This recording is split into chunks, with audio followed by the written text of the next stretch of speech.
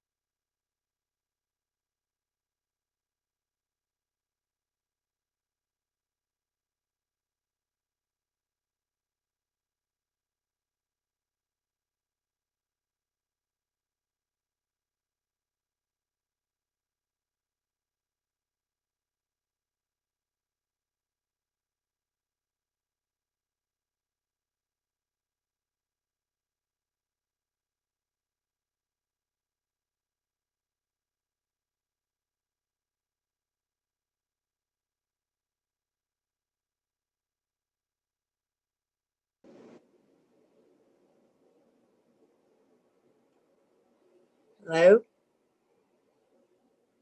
Hello, go.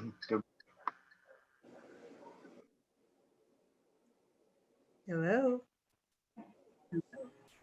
Guys, this is Sneha. You can hear me okay? Yes, ma'am. You're a little echoey, but we can hear you okay. Okay, maybe I should. Deanna, can you hear me? That's Dr. Tipton Rogers. Yes, I'm can you hear sorry, me? this is No, Olivia. Oh, hi, Dr. Oxnard. Yes, I can hear you. you can hear me okay, Deanna? Yes. Okay, thank you. All right. Hey, Deanna, this is Tara. Can you hear me? Yes, ma'am. Thank you. This is Jill. Am I on? Yes, ma'am. Hey. Sherry, checking in. Got you loud and clear. David Freeburg Seabaugh. checking in. Yes, I got you.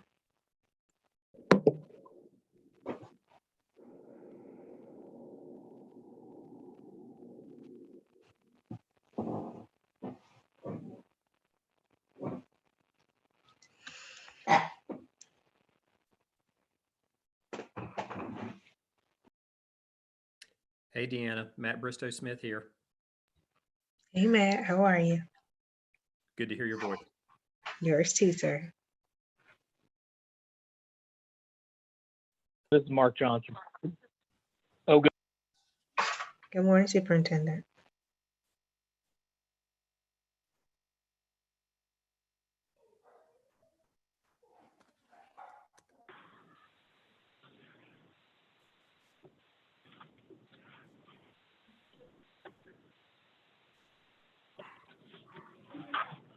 All right, thank you, Deanna. I am unmuted.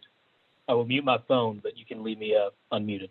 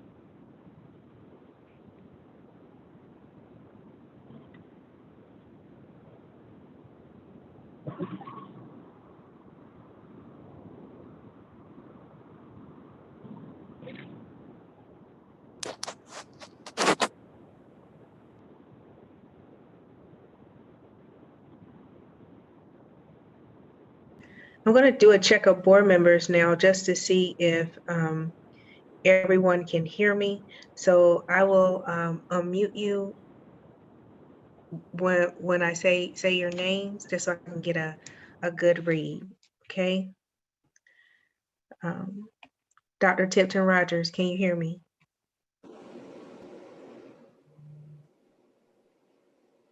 Yes, I can. Okay, thank you. Thank you.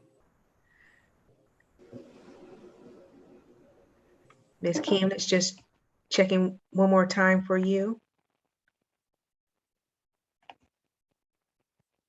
Okay, so we have to wait to be unmuted by whoever's working the controls there. Is that correct? Yes, ma'am, and I have you loud and clear. Okay, when we need to speak, how do we do that? Are we going to get direction on that? So you can use the unmute. You can use the unmute is in the lower left-hand side of Okay. your screen. All right, so we need to do that every time we want to speak. Is that what we need to do? Yes, Yeah. ma'am. Okay. And I can speak on that too with a little bit of housekeeping. It avoids a lot of background noise. So if you're not speaking, if you don't mind just keeping yourself muted so we don't get a lot of Sure. background noise, that'll make for a more successful virtual meeting.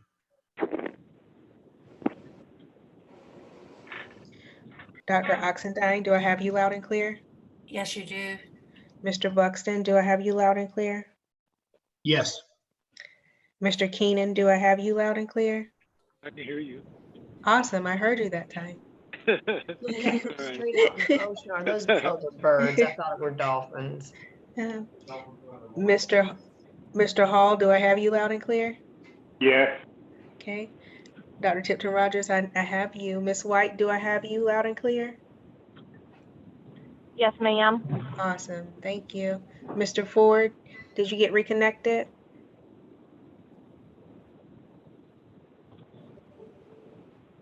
Vice Chair Duncan, can I still hear you? Yes. Can you hear me?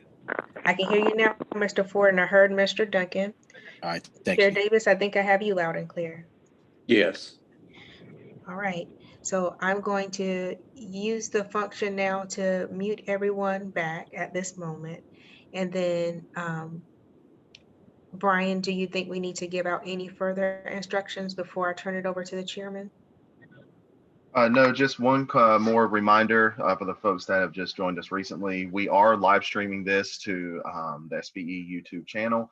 We will also be recording this, will be shared.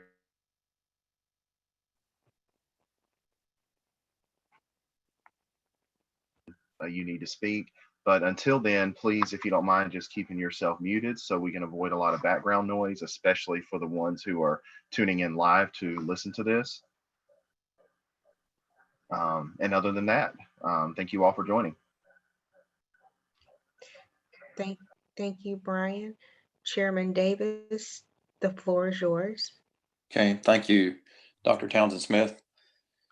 So good morning, ladies and gentlemen, and welcome to this called March 27th, 2020 meeting of the North Carolina State Board of Education.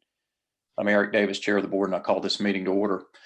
I now ask Dr. Townsend Smith to call the roll to determine that we have a quorum of the board participating, and I note to all listening that a quorum is 7 members.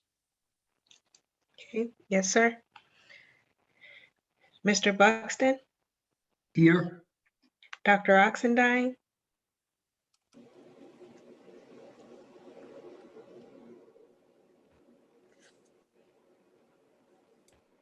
Here. Thank you. Ms. Kamnitz? Here. Mr. Keenan?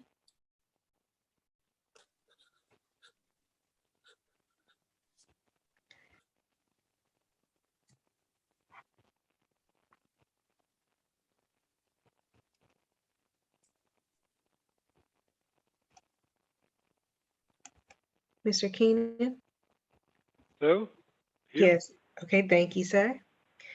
Mr. Hall?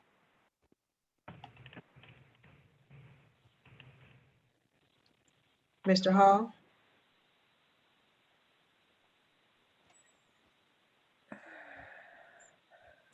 Mr. Hall? Here. Can you hear me? Now I can, sir. Dr. Tipton Rogers?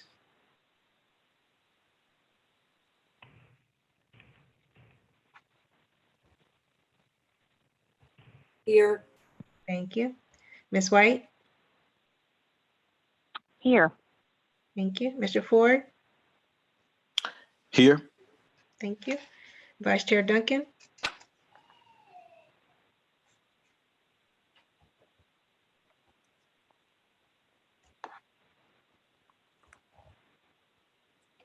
Vice Chair Duncan? I think I hear you now.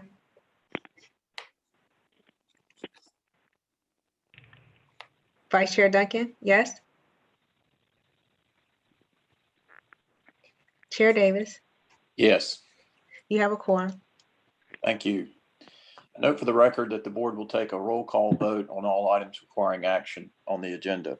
Board members are reminded that it's our duty to avoid conflicts of interest and the appearance of conflicts of interest as we handle the work of this board. Does any member of the board know of any conflict of interest or any appearance of conflict with respect to any matters coming before us at this meeting? If so, please state them for the record. And if during the course of the meeting you become aware of an actual or apparent conflict of interest, please bring the matter to the attention of the chair. It will then be your duty to abstain from participating in discussion on the matter and from voting on the matter. Before we move into our committee work, I'd like to share a few comments. Our schools are the very heartbeats of our communities. COVID-19 has changed our nation and our lives in monumental ways. During this time, it has been underscored in many ways the value that our schools bring to our nation and to every city, town, and community across our state. Schools provide the very foundation of our society. Yes, our schools provide academics, but so much more. They provide comfort, care, meals, consistency, and deep, abiding relationships. Our children, parents, educators, and neighbors depend on our schools, which is why we strive to maintain hope for a return to school this year. We have embraced the governor's charge to develop a plan in collaboration with the Department of Public Instruction to revision public education. Today, you will hear portions of our plan as we make swift policy changes within our control to ease the burden of school closures on our students, educators, and communities. And while some proposed changes, such as pay for employees, calendar flexibility, state testing accountability, are not included in this board meeting today, we are in continuous discussions with our education partners in the General Assembly and will act on those items and others as soon as possible. Uninterrupted pay for our employees is a constant concern for this board, as we know it is for employees in every district and school. Along with the governor and General Assembly members, we know the crucial role that our education employees bring, especially in these challenging times. During this pause in-school instruction, all employees remain in work status and are eligible to be paid. We will continue to advocate for continuous pay for all employees. In these extraordinary times, school districts and individual teachers have taken extraordinary steps to reach students for both instruction and social emotional support. We encourage you to continue those efforts, to expand your efforts to reach more students, and to enhance the effectiveness of remote teaching and learning as we learn to teach in new ways, just as this board learns to conduct its business in new ways. I'd like to particularly thank the Department of Public Instruction for the creativity, expertise, and perseverance in providing responsive leadership and for devoting countless hours producing the guidance needed for our students and districts. We are now on day 19 of this marathon, and we hope you in the department and your colleagues across the state will take some time this weekend to get a break, perhaps spend time with families and others that are special to you. And we pledge to you a break in this weekend to recharge. We salute you. On behalf of the board, I want to extend our heartfelt gratitude to all the frontline education first responders, bus drivers, custodians, child nutrition staff, teacher assistants, teachers, administrators, superintendents, for all that each of you are doing to ensure students are taken care of during this uncertain time.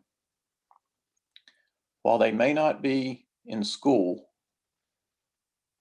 students know with certainty that they are cared for through your tireless efforts and acts of kindness. As you continue these heroic efforts under challenging conditions to keep students engaged in learning and to protect their social and emotional well-being, know with certainty that every North Carolinian is eternally grateful to you. And to borrow from Churchill, rarely have so many owed so much to so few. Finally, we'd like to extend our thanks to the numerous partners who are willing to provide feedback and to push our thinking to new levels as our plans develop. We have and will continue to work in a broad collaborative partnership with organizations across our state to include the School Board Association, the Superintendent State Association, the Association of Educators, PTA Association, the Association of School Administrators, Best NC, My Future NC, and so many others. We look forward to continuing this collaboration as we take advantage of these challenging times to build a stronger and more resilient public education system together with the General Assembly and our governor. We will now proceed to our committee work, and I call on Mr. Buxton, Chair of the Student Learning and Achievement Committee. Mr. Buxton. Thank you, Mr. Chairman. This is the Student Learning and Achievement Committee, and I'm joined by my colleague, Dr. Olivia Oxendine on this committee. We have two agenda items for action, one on guidance related to remote learning, the evaluation of student progress and graduating our seniors, and then a second related to a revision of our timeline on textbook evaluation and adoption given our COVID-19 related circumstances. I want to start with SLA 1, our guidance recommendations on remote learning, evaluation of student progress and graduating seniors. I'm going to call in just a moment on Ms. Shaw Coltrane to walk us through this document, the purpose of the document, the intentions embedded in it, and the guidance we are providing to our partners in the districts. I want to note, as Ms. Shaw Coltrane prepares to come on, we're in unprecedented circumstances. These are unprecedented times with a variety of modalities that our students are able to engage in terms of learning. I want to make sure everyone notes, and I'm going to read to make sure everyone notes kind of the preamble to this guidance, which is that the department encourages local education agencies and charter schools to provide a variety of remote learning opportunities to engage all students, continue academic growth, and respond to social and emotional needs. It is paramount to remember the unprecedented condition students are learning in and to focus on engagement more than evaluation. The intent here is not to figure out how we continue to grade students as much as to ensure that learning is continuing and provide some guidance in how districts can think about that in terms of elementary school grade band, K-5, the middle and high school grade band, 6-11, and then a special focus on our graduating seniors. Ms. Shaw Coltrane will also provide some additional detail on the plan for graduating the class of 2020, policy amendments it will require for us with state board policies, and then also a few issues related to end of course assessments. The last thing I'd note before asking Ms. Shaw Coltrane to start is the level of stakeholder input that has gone into this. This is a series of conversations that have happened with our local superintendents and school leaders, with the post-secondary partners, the UNC system, the independent college and universities, community colleges, admission directors, with our legislative partners, with our school boards. We have touched a lot of bases in this work. And so at this point, I'd like to ask Ms. Shaw Coltrane to walk us through this guidance and be prepared to take our questions. Thank you. Ms. Shaw Coltrane. Thank you so much, Mr. Buxton, as well Chairman Davis, Superintendent Johnson, and all of our board members and leaders. You all continue to provide inspiration and incredible leadership to staff, and we are incredibly grateful to you. The document that you have in front of you, you may open it through the e-board. I'm not sure, Brian, if we're going to show my screen or not, but I do have it on my screen as well, if needed. This document covers the multiple topics that Mr. Buxton has shared with you as what we will be reviewing. I will reiterate the premise of this document is truly to encourage our teachers to continue to do the incredible hard work that they are doing with our students across the state, to support the student growth, and even more important, the well-being of our students during this public health crisis. What we have in front of you is a definition regarding remote learning. Due to this unprecedented condition, we want to ensure that teachers and district leaders and families understand the vast array of possibilities that remote learning can be defined as outside of the traditional school setting.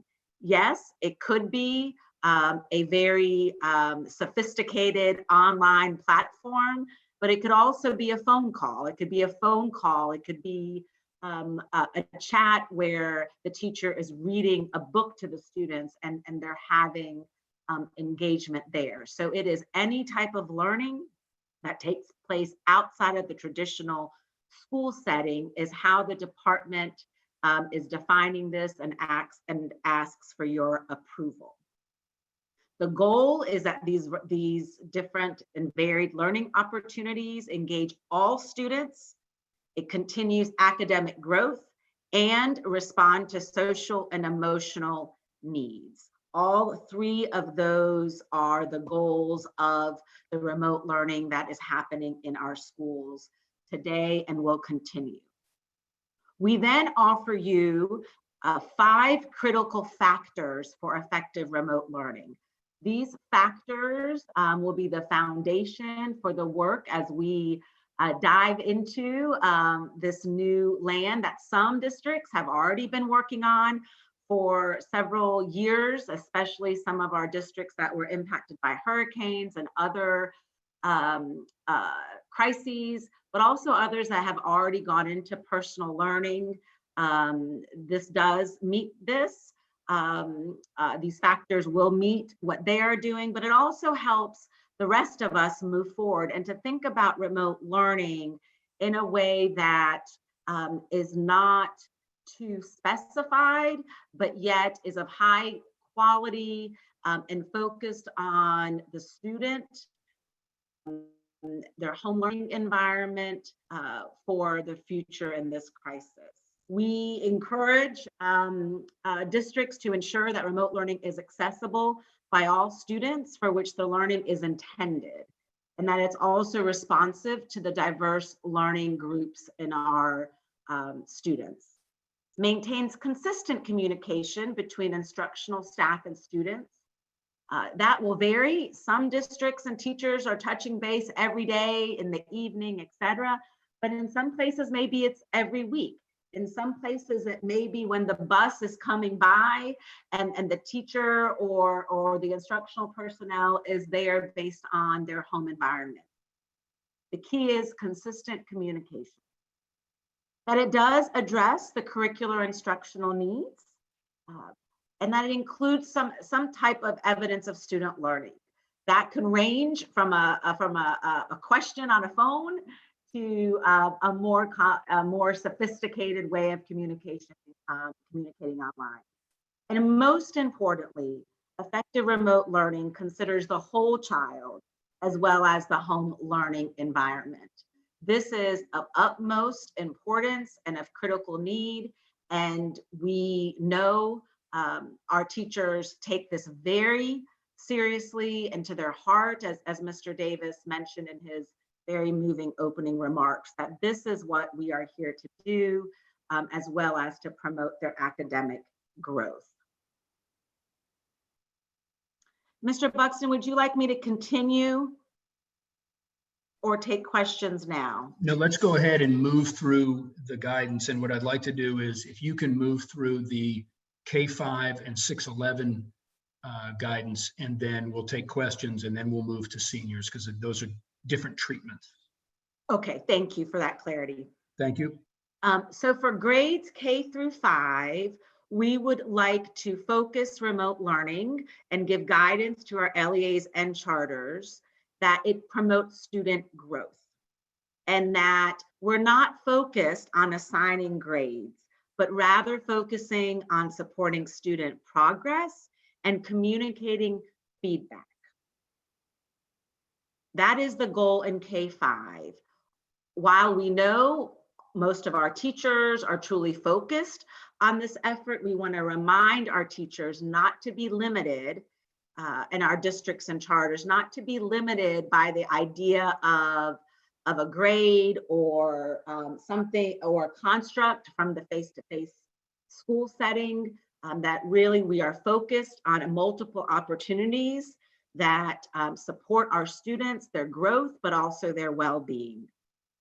In the event that we do not reopen for face-to-face learning after May 15th, additional statewide guidance for final grading to ensure equitable treatment of all students across our state in North Carolina's public schools will be provided by the State Board of Education.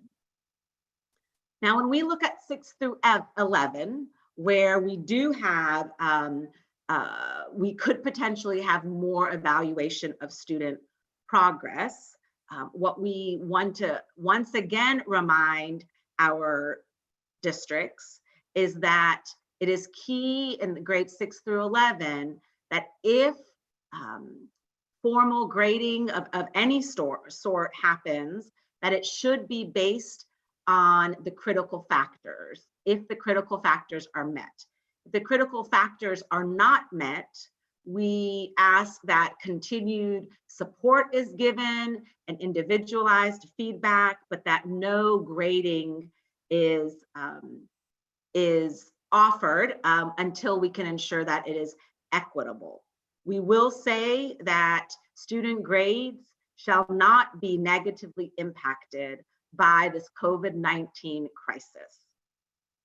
Yet feedback is still expected from our teachers, which we know our teachers are doing, but in the likelihood of a unique circumstance, we want to ensure that students, while they are working hard at home and in their learning environment, however they are doing that we are providing feedback to ensure that communication.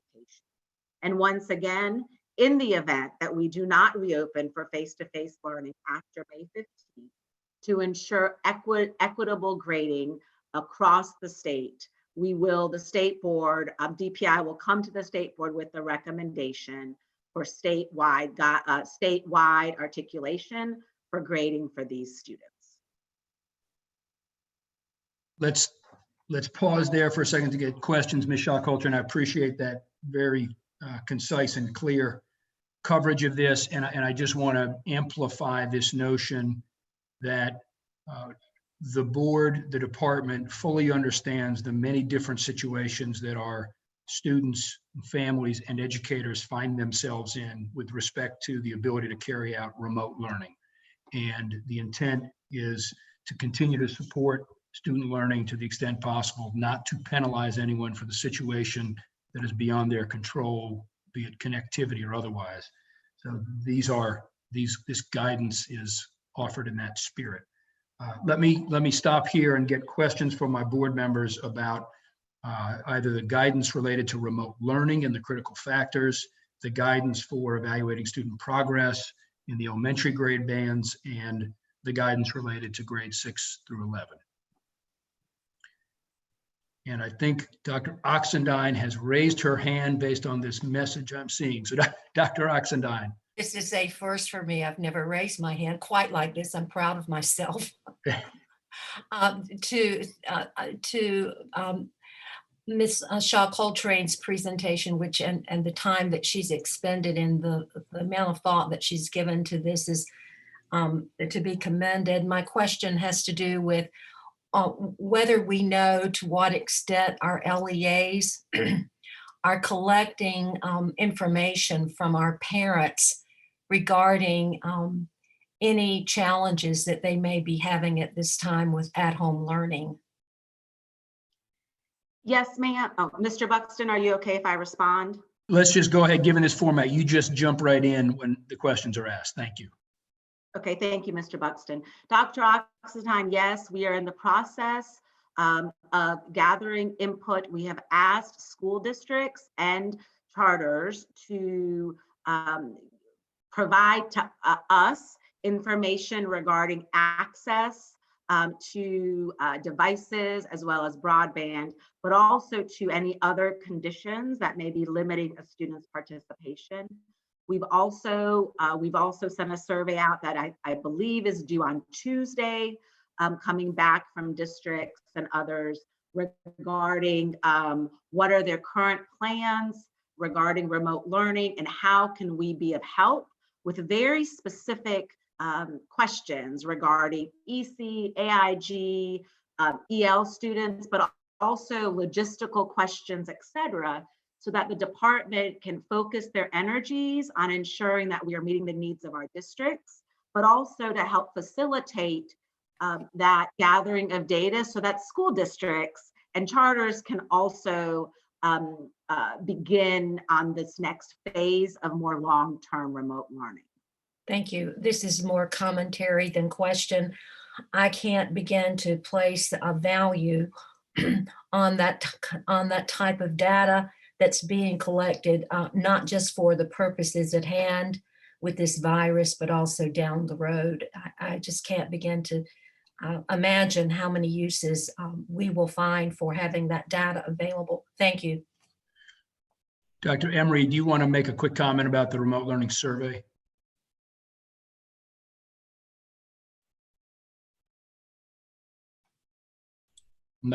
Thank you, Mr. Buxton. Just, I think Sneha did a great job of outlining it. The digital teaching and learning team, in collaboration with a curriculum and instruction, put together something we think is very user-friendly. Folks can upload their plans. They can upload any messaging links that they've sent to parents. But I think it will be a great baseline. Great, thank you. And folks, I just want to make sure you know, if you're not a Zoom veteran, when you get down to the bottom of your screen and you see that chat, some messages may come up from time to time where some of our department staff may put some additional information, so we're not stepping on each other as we're responding. I believe Mr. Ford had a question. Appreciate that, Mr. Chair, and I apologize. I'm having some connectivity issues myself this morning. But one is I wanted to, again, express gratitude for the articulation of what is remote learning, what constitutes that, and the myriad ways that manifests itself. But also, I'm really appreciative of the critical factors that have been listed here. Equity certainly seems to be at the heart of everything that was mentioned. When looking at the K-5 and the 611 guidance around grading, I guess I have two questions. One is I want to make sure I understand. For K-5, what we're essentially saying is that we're not going to be focusing on issuing out grades at this point, but there is an expectation that teachers find ways to evaluate and offer feedback around student learning. And around 611, we are expecting grades to be issued, assuming that students meet all the critical factors listed in the guidance. My question is, for the student who is 611, who doesn't meet all the critical factors, and when we look at transcripts, are we essentially saying that folks who meet all the critical factors will have grades and those who don't meet the critical factors will not have grades? And so will there be a mix and match based upon the level of access that students have? That's my first thought. Thank you so much, Mr. Ford. No, that is not exactly our intent, and I'm sorry if I wasn't clear enough. The critical factors are for the learning itself, the learning experience. So if the teacher, for example, knows that she or he can access all of their students, the end can meet those critical factors, that is when any formal grading will occur. They could meet those factors in different ways. So if that teacher at 11 o'clock was able to get 26 out of 35 of his or her students, and then those other, whatever students, I've lost my train of thought, the number of students, she checks in and it turns out 3 of them were still sleeping because didn't realize 11 o'clock they needed to be up, right? And that the other 3, one was not feeling well and the other 2, how do we reach out to ensure all students had access to that learning in whatever mode, does not need to be the same mode. If that teacher is not able to ensure that all students had the ability to access in whatever format, then no student in that class would be graded permanently.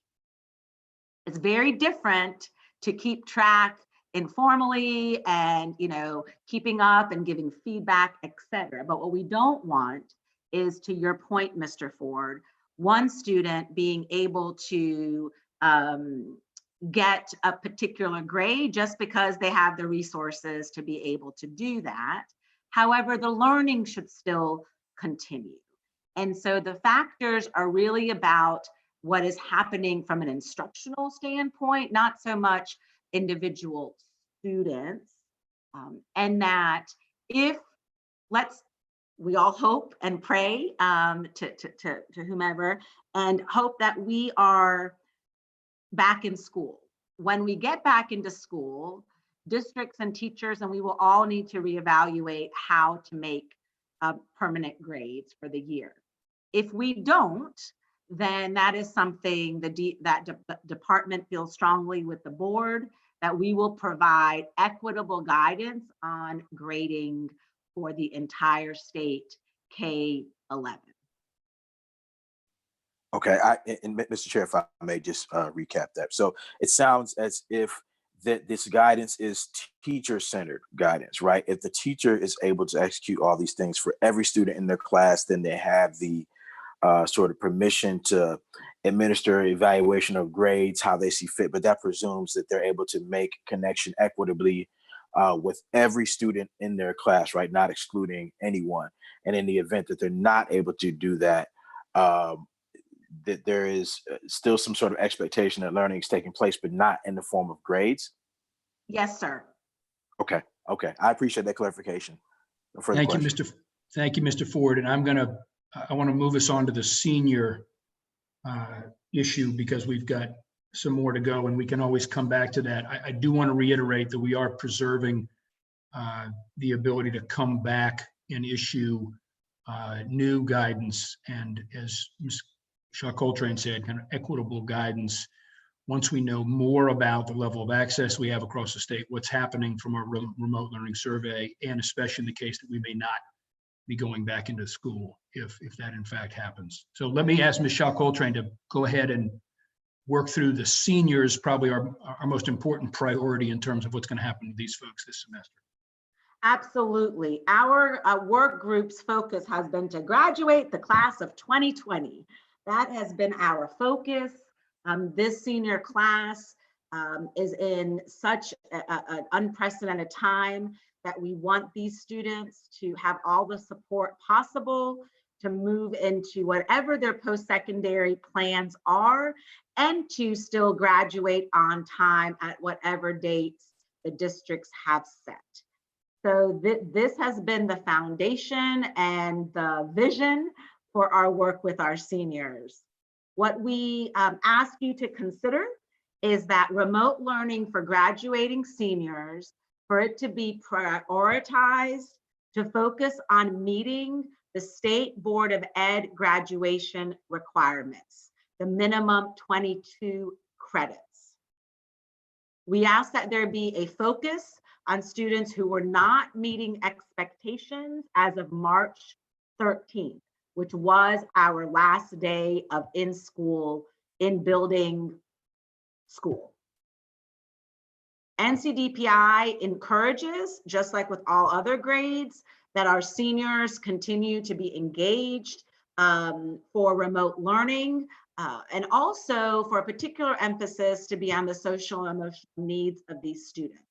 This is an incredible time for students to be able to be researching projects, researching their next step, to really think about what is important to them, to be able to understand their place in the community, in the world right now, in this new world that we find ourselves. We also have considered that students may not be able to finish the instructional year equitably across North Carolina public schools. We are, access to and quality of remote learning is going to vary. What we are focused on is the progress that the students have made until the closure, and that they do need recognition. In those kind of premises, we have begun development into PowerSchool of a new grading scale that holds student harmless for the impact of COVID-19. Our goal is to have a new scale moving from pass fail to pass withdraw due to COVID-19. We are developing and will soon be deploying with our digital teaching and learning team a PC19 and a WC19 as codes available in PowerSchool for permanent use in transcripts. So for fall courses, in order to graduate our seniors, which is our fundamental priority, is that for fall courses, students will receive the grades as have already been assigned. We will work with PowerSchool and with districts and charters to ensure there is appropriate GPA calculations, but that grades up until the winter semester, the fall semester, the end of that semester, those grades will count. However, the spring semester, which some were passing third quarter, some had only been in it for a few weeks, some were, all over the map, right? Across our state and across our 116 and hundreds of charter schools, a big variety. So our proposal is that students as of March 13th will be held accountable for their learning as of March 13th. So for spring courses, students will receive a pass if they were passing the course as of March 13th. And that will be their final grade for their graduation. If a student has an F as of March 13th for graduation requirements, district schools shall provide remote learning opportunities for the student to improve to a passing grade for the instruction completed until March 13th. Opportunities for seniors shall include participating in remote learning through the LEA or charter, enroll in North Carolina Virtual Public School for all courses applicable. North Carolina Virtual Public School has spots available right now, and later in the day, you will be hearing about a request. They can move their capacity up to 30,000 more students if funding is available. That will be given a priority for seniors who are failing graduation requirements.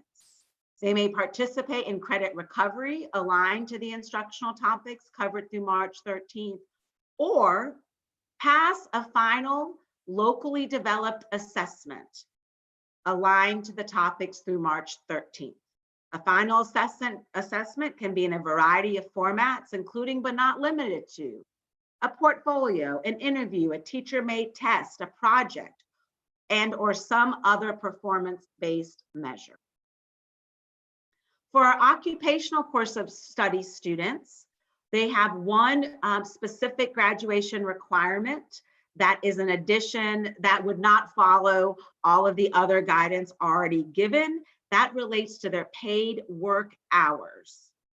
DPI is proposing that OCS students complete 157 hours of the required 225 hours in order to receive the pass. The Exceptional Children's Department will be working with LEAs and charters to ensure if a student has not received the 157 to support those students with a variety of safe opportunities to address these needs. That is the senior plan. Would you, Mr. Buxton, like me to go into the policies or remain here for questions?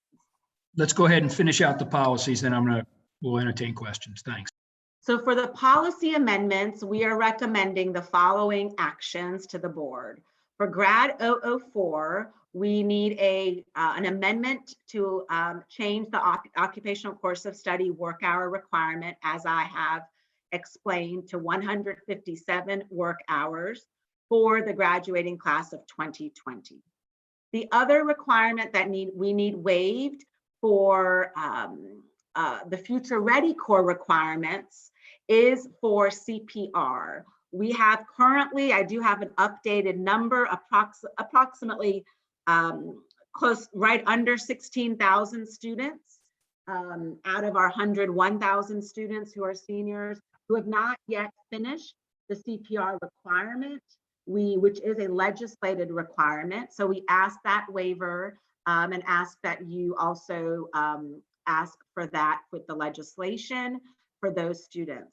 We would like to remind you that in the healthy living standards in grade 8, the CPR is covered in that grade level. And for high school students, typically they would need to demonstrate the CPR requirement, which we have not been there. There is no possible way to be able to do that.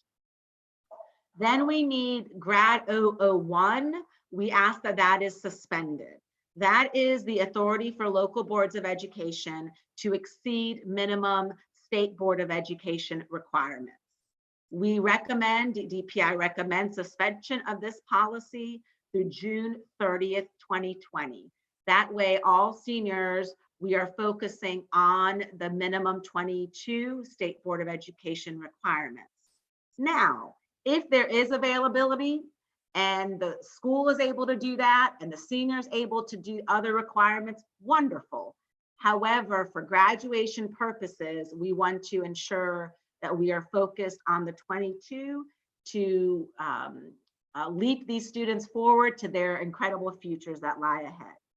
We also will need test 003 amended, which states that a final grade will include the end of course test at least 20%. Since those EOC scores will not be available, and since we are moving towards the pass withdraw, this is not possible for this year. Please know that we will be providing further guidance to districts with details around other programming efforts regarding AP, EC, CTE, NCAA, AIG learners, etc., as well as a clear communication is going out today regarding career and college promise, as well as the Power School resources to ensure that it is incredibly clear, the guidance.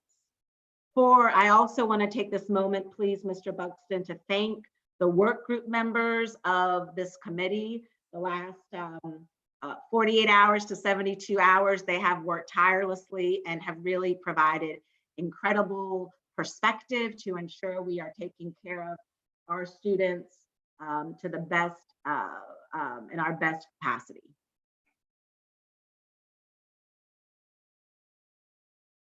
And I want to, before I get questions on our seniors and any other items, want to remind folks that these recommendations were vetted with our admissions offices across the state. And you can see at the end of the guidance some statements about admission directors seeing this plan as reasonable and that will not disadvantage students for their transition to post-secondary plans. And I'm really thinking of Mr. Coke-Tomberlin on this call. when I give you that, our student advisor. Let me get questions from folks for Ms. Shaw Coltrane in the department. Dr. Oxendine. Thank you, Mr. Buxton.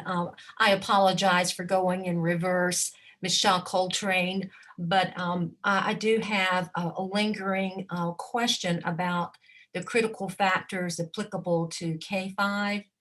So just for clarity purposes, so if a classroom teacher determines that one or two students are having extraordinary challenges taking part in online instruction, impeding their achievement or impeding their progress, I should say, would that constitute the teacher's decision not to assign grades? And I may be missing a lot in the way I've conveyed the question. Dr. Oxendine, yes, for a simple answer. The idea that there is no permanent comparison done among the students to when equity is not there. However, that does not prohibit the incredible opportunities that we would be able to provide our students, feedback, etc. But what we don't want is one student to be able to get a grade on a report card in a way which I don't think anybody is thinking of, but we just want to ensure that it's clear that we want to be equitable when it comes to transition purposes and for all purposes, and that we encourage our teachers to use a variety of ways to work with their students. And just to follow up, are these, would the policy be applicable? I'm speaking more about in the critical factors area, be applicable also to our charter schools? Yes, ma'am. Thank you. Mr. Bristow Smith. And then I think I heard Mr. Hall. If I'm right, I'll go to you next. Mr. Bristow Smith. Thank you, Mr. Chair, and thank you, Ms. Shaw Coltrane. Great work. Just a couple clarifying questions about our seniors, the class of 2020. The first question is, with regards to students receiving a PC-19 or a WC-19 based on their learning as of March 13th, that seems to be one option that you've presented or a recommendation for students that are currently passing their classes for the spring semester. Students that were not passing their classes as of March 13th, when we went into our remote learning situation, if they have an F, we are to provide them a remote learning opportunity, which we're currently doing. I want to ask if a third option exists, and if that third option is for students who were passing their classes as of March 13th to continue taking those same classes along with their peers so they could finish out their semester and receive perhaps no grade lower than what they were making as of March 13th. In other words, the way I read this guidance, it sounds like any senior taking a high school class currently would no longer need to have remote learning if they're passing those courses. Am I reading that correctly? Yes, sir, you are. What we would encourage districts, if they have that capacity, to reach out to other seniors. However, taking into consideration the mindset that they are in, families have written, what we want to also do, understand their social and emotional needs. However, if we are able to do that, sure, I would think that would be a great option. However, if a senior feels like they are not able to continue for whatever reason, we would hold them harmless. Okay. So in the spirit of this guidance, would it be acceptable for a school to allow students to continue their classwork while also making the commitment to hold them harmless in terms of grading and in terms of getting credits for those courses? I think as much learning as we can provide is a positive thing. Okay. But that really needs to be a local decision with that community and that family and that student. What the department does not want, and what I have heard from board leadership as well, is what we don't want are our seniors feeling an undue burden. We also want them to graduate on time. We have lots of students who continue to work on their courses because maybe they're going to be taking the at-home AP test that College Board is going to be doing, or completing a CCP or other work. So this does not prohibit that by any means, Mr. Bristol-Smith, but however, what we want to do is ensure that students have the option to make that decision and where they are in their frame of mind, as well as in their capabilities to do that. Mr. Chair, if I may ask just a quick follow-up. Quick follow-up, please. Okay. Sneha, with regard to that WC19 course code, which or grading code, I'm deeply appreciative for that. Could that be applied to CCP courses as well, to students taking community college courses that have then gone online, and the students might have originally been scheduled for an in-person class, but cannot take that class online effectively and does not want to have the grade penalty for that? Can we at a LEA level use that WC19 for CCP courses? Absolutely, and we actually have guidance, Matt, that you will have waiting in your inbox in the next couple of hours that the community college and our department has agreed upon, with very clear directions on if a student is unable to complete a college course due to the school issue, meaning there's no more transportation, due to personal reasons like there's no device, or they have to care for their 2 other siblings because their parents are trying to make ends meet, whatever the reason is, or if the college is not continuing the course, they will be held harmless. Awesome. And we have clear directions. I do want to point out that our intent here is that seniors are focused on passing courses, that the additional burden and stress of GPA and of grading on a traditional sense is lifted for them. Their mindset is just in such a very different place right now. And so I just ask that intent be taken very seriously. Thank you. Thank you. We're going to go to Mr. Hall, and then recognizing that I've used up almost a full hour for the entire meeting, we're going to go ahead and move on after this. Mr. Hall. Thank you, sir, and I will be brief. My question is K-5. For clarification, Ms. Coltrane, concerning it is the teacher who will make the final decision. There are no grades assigned in K-5. Am I correct? We have, sir, said, let me go back to the document to make sure, that if a district or a charter is able to meet those above criteria, correct. If that district and charter decide to provide, to evaluate student learning in the format they already use, that would be a local decision. That's However, correct. The intent is on focusing on progress and communicating feedback rather than on assigning grades. Okay, that's what I visualized. Thank you for that. And I also thank you and the committee for defining remote learning in a broader sense than just the video conferencing type of approach. And I'll leave it there since time is on our agenda here also. Thank you, Mr. Chairman. Thank you, Mr. Hall. Board members, I want to wrap this up. We will be recommending your approval of this item, and I would just remind you that in approving the item, we're approving the guidance as written. We are also approving the amendments as recommended by the department for grad 004, grad 001, and test 003. Mr. Chairman, if you'd like to do a vote on this at this time, I would recommend its approval. I would move its approval. Okay, thank you, Mr. Buxton. We will vote on all action items at the end of our committee work. Got it. So we'll do this in conjunction with the other action items. Understand. Okay, so Mr. Chairman, let me move and members of the board to SLA 2, which is our COVID-19 North Carolina textbook evaluation and adoption item. This one is a little more straightforward.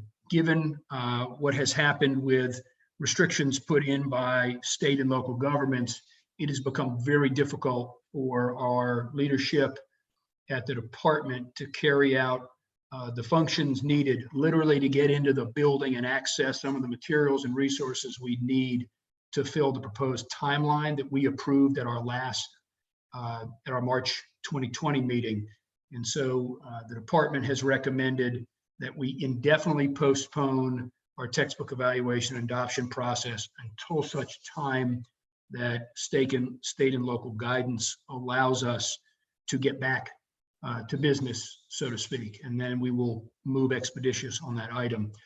I'm happy to call on Dr. Fair if we need to, or Dr. Emery or Dr. Wren on this, but I would tell you that I would suggest approval of this item in light of our unique circumstances. So let me just make sure there aren't any questions about this.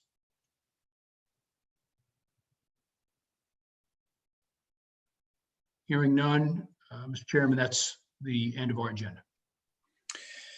Thank you, Mr. Buxton. If my colleagues will permit me a moment of grace, I'd like to take a step back and seek a motion for approval of the agenda for this March 27, 2020 meeting. Is there a motion to approve the agenda? Make a motion, Mr. Chairman Wendell, to approve the agenda as presented. Motion by Mr. Hall. Is there a second? Second by Ms. Kamnitz.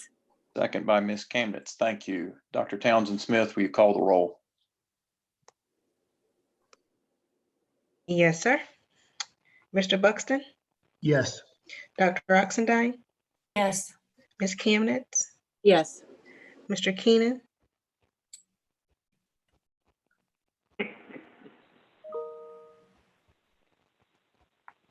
Give me 1 second. Mr. Keenan? Yes. Thank you. Mr. Hall? Yes. Dr. Tipton Rogers? Yes. Ms. White? Yes. Mr. Ford? Yes. Vice Chair Duncan? Yes. Chair Davis? Yes. Is unanimous, sir.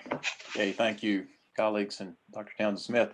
I'd remind my colleagues to periodically refresh your e-board page as additional items are being added to future agenda items.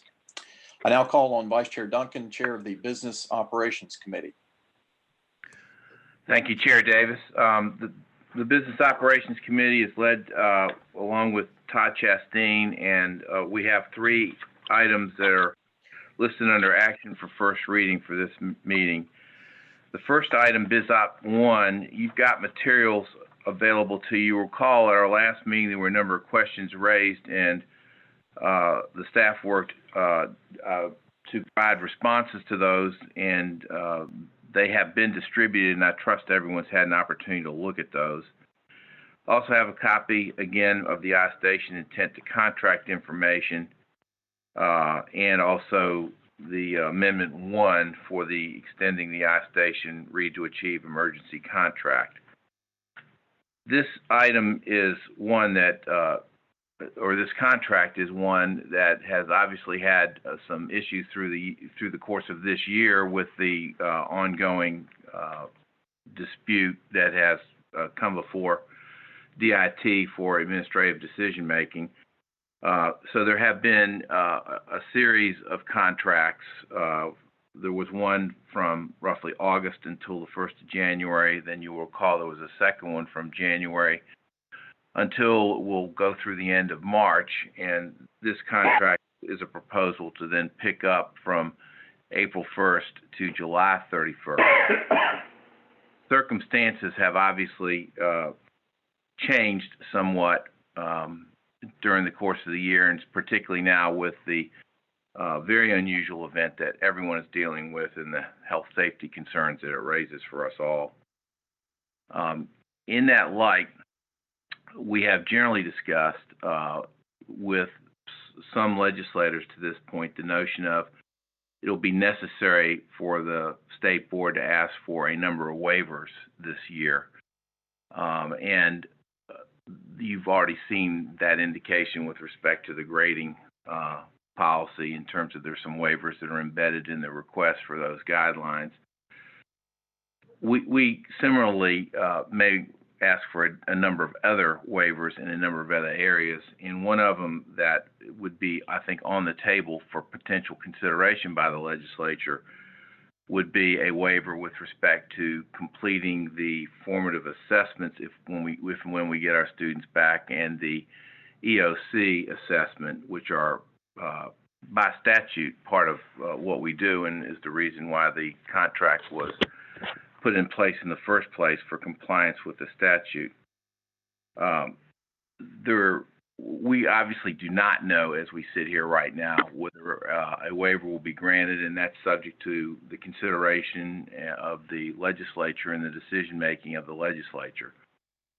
Because there is some genuine possibility that that could take place, I would like to propose that we consider tabling this matter and giving the legislature an opportunity to make a decision with respect to the waiver, so we then can have clear guidance, and we can then further come back if the decision is by the legislature that it would not be waived, that we would come back and then enter into an agreement that would cover and focus on those matters that need to be completed to meet with the legislative statutory intent.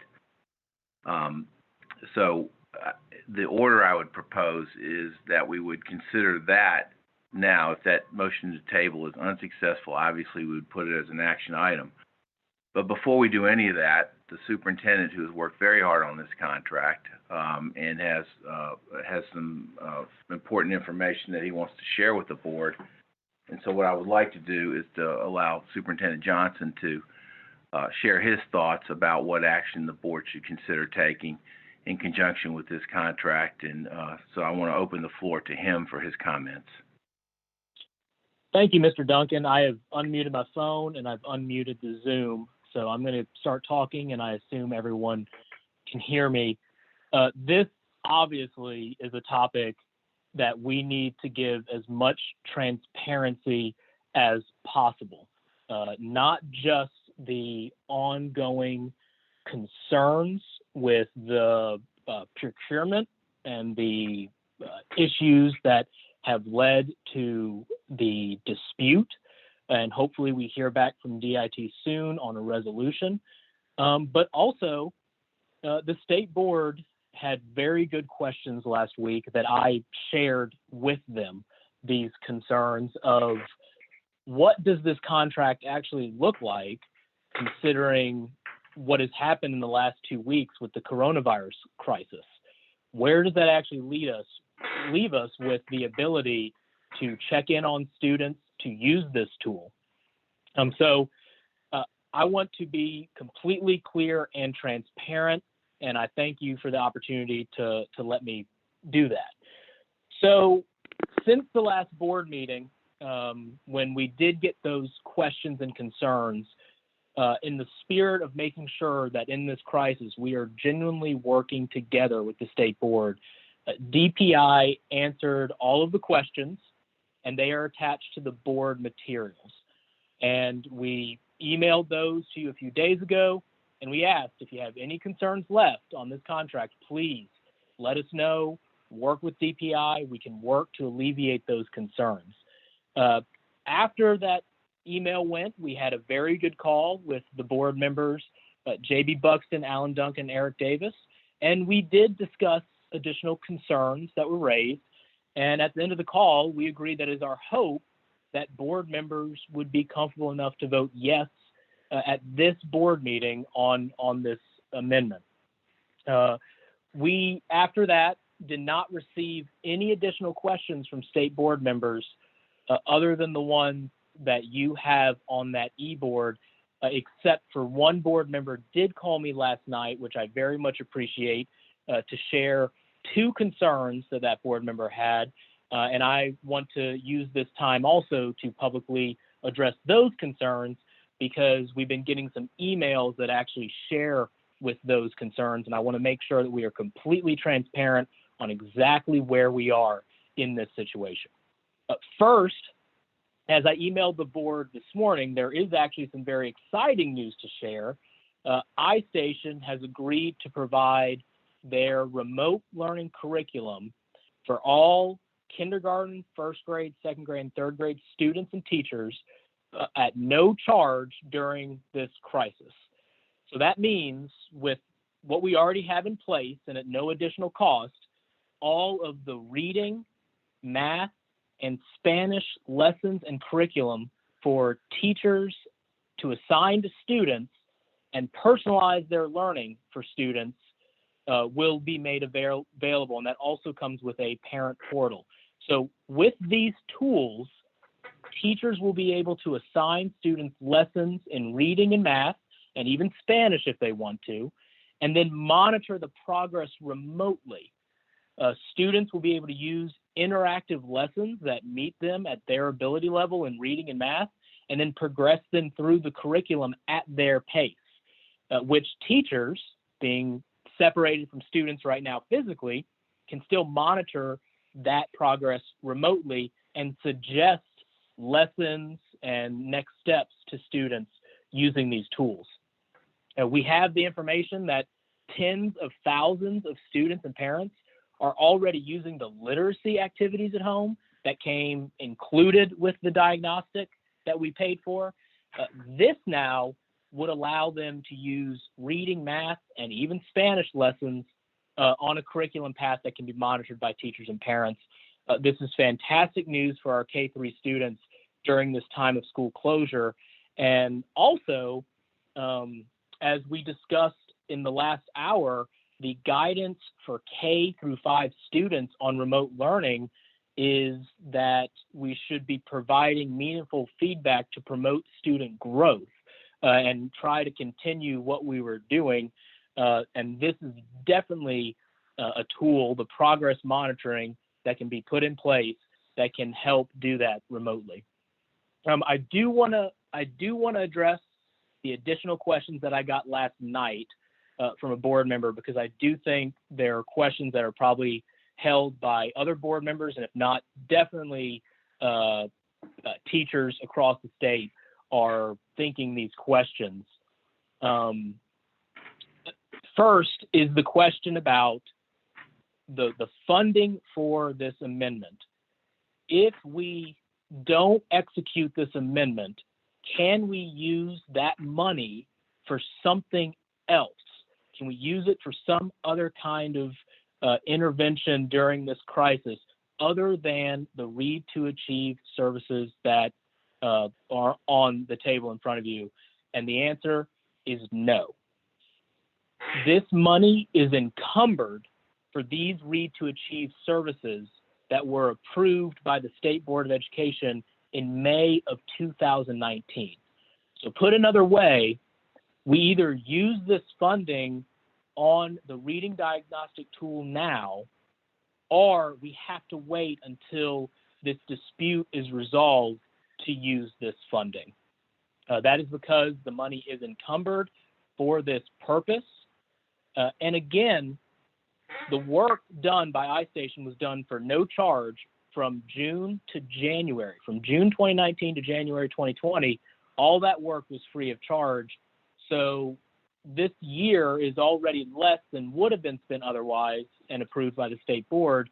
But on top of that, they are now going to graciously, at no charge, turn on the remote learning curriculum during this crisis.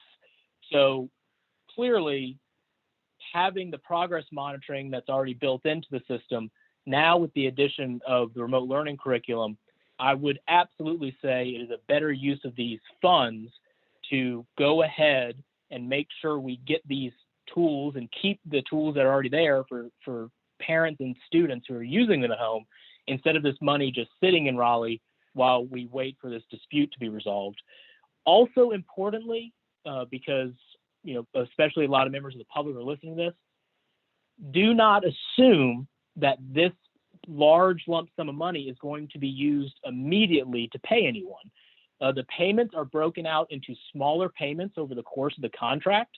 And like every contract that the Department of Public Instruction enters into, we have termination for convenience rights, which means we can cancel this anytime. So if things change as we're going forward, we absolutely can cancel this and then say, okay, we'll hold on to that money until the dispute is resolved. Or if the dispute is resolved, we can do something else with that money, potentially if we free it up and depending on how the dispute resolves. Secondly, as Mr. Duncan alluded to, there is a lot of great conversation going on with members of the General Assembly that they are going to, for making it easy to understand, waive the end of year testing requirement. Now, technically, we've already done that with the federal government, and all the testing in the state is actually tied to the federal government. So we actually already know that we're not going to be required to have the end of year testing. The catch is that so many programs in North Carolina are tied to that end of year testing, such as the EVOS evaluation, bonuses, the A through F reading scale. I am confident with the conversations I've had with the General Assembly that we are going to be able to, as soon as they come back, waive any end of year tests that are required by the General Assembly, waive the use of any data for purposes such as EVOS. But we have no indication from the General Assembly that they want us to violate the legislation that requires the formative progress monitoring. There's a difference between the EOG, the third grade EOG. I mean, we are confident that we are going to eliminate that third grade EOG, and we are not going to use any data from testing to tie into EVOS or to tie into teacher bonuses or to tie in to A through F grading scale because of this coronavirus crisis. But the goal of the Read to Achieve legislation, that is actually why we contract for this service, is to provide formative progress monitoring that help guide instruction. We have no indication from anyone in the General Assembly that there's going to be any waiver of going into the Read to Achieve legislation to stop progress monitoring that really is intended to help guide instruction. Lastly, and I think this is to be in full transparency with the public and the state board, regardless of how you feel about iStation and this controversy that has unfortunately surrounded this tool, I cannot emphasize enough the importance of us being able to conduct a diagnostic like the end of year, low stress, low stakes, just a diagnostic when we come back to school. Look, as I'm sure you receive as well, I hear from teachers and parents who love iStation. I also hear from teachers and parents who hate iStation. When I was out in the field before the virus broke out, and I would just ask teachers to tell me what they thought about iStation, I heard the range of praise to complaints, but I also heard from many teachers that they were indifferent because, as one said, it's just a reading diagnostic. It's another tool we have in the classroom to give us insights on our students. So opinions vary, but here is a fact that is undeniable right now about where we find ourselves. The K-3 students, kindergartners, first graders, second grade, third graders, in our state, all across our state, from Cherokee County to Columbus County, Murphy to Manteo, they took the middle of year diagnostic right before we had to close schools due to the coronavirus crisis. We have a snapshot in time using this tool of our students' reading abilities before schools had to close to instruction. When we return, hopefully in May, we all hope it's in May, we can administer the same diagnostic using the same tool for all the students across the entire state to fully understand from time point A to time point B the consequences that the coronavirus crisis has had on our students' reading ability. I wish we had an opportunity like this for every single student. We do not, but we have it for kindergartners, first graders, second graders, and third graders. We will be able to have this information to help us and to help inform us on what happened precisely during this time when we were out of school. And most importantly, the data that will inform us on what we need to do to help students when they return.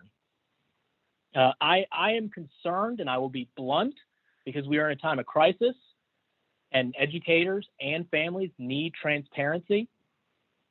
Voting no on this amendment potentially is a vote to say to allow this Read to Achieve contract to expire. Voting no would take away the home access to remote learning tools for tens of thousands of families that are using it right now. It would eliminate the formative diagnostic, which is that progress monitoring, which would violate the legislation. And I do not believe we'll have people go in and change the Read to Achieve legislation. And beyond those two things, even if you put those things aside, voting no would prevent us to have that diagnostic snapshot when we come back into school. And it would prevent educators from determining the effects of this crisis on our youngest readers' abilities when we are all eventually able to make it through this together. So thank you, Mr. Duncan. I wanted to be completely transparent with everyone, and that is what I have to say on the topic.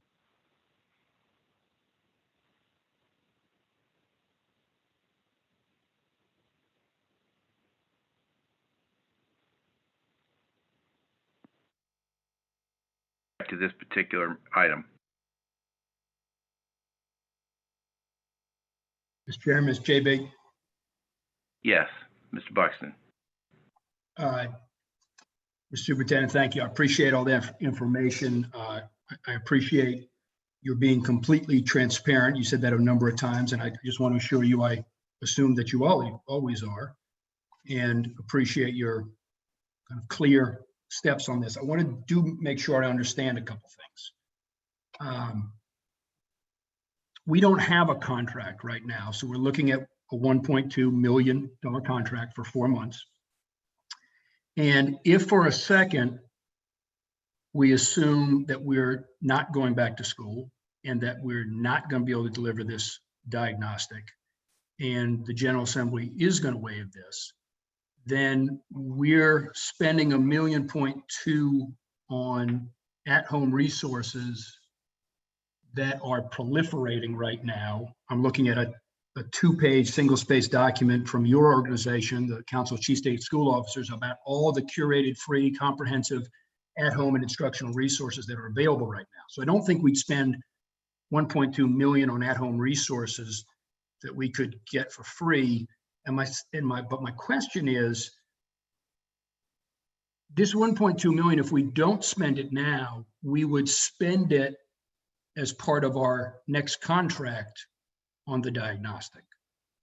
So I'm not quite sure I understand this notion of I understand we couldn't use it for other remote learning, but it would be a savings at this point that we would then use for future obligations.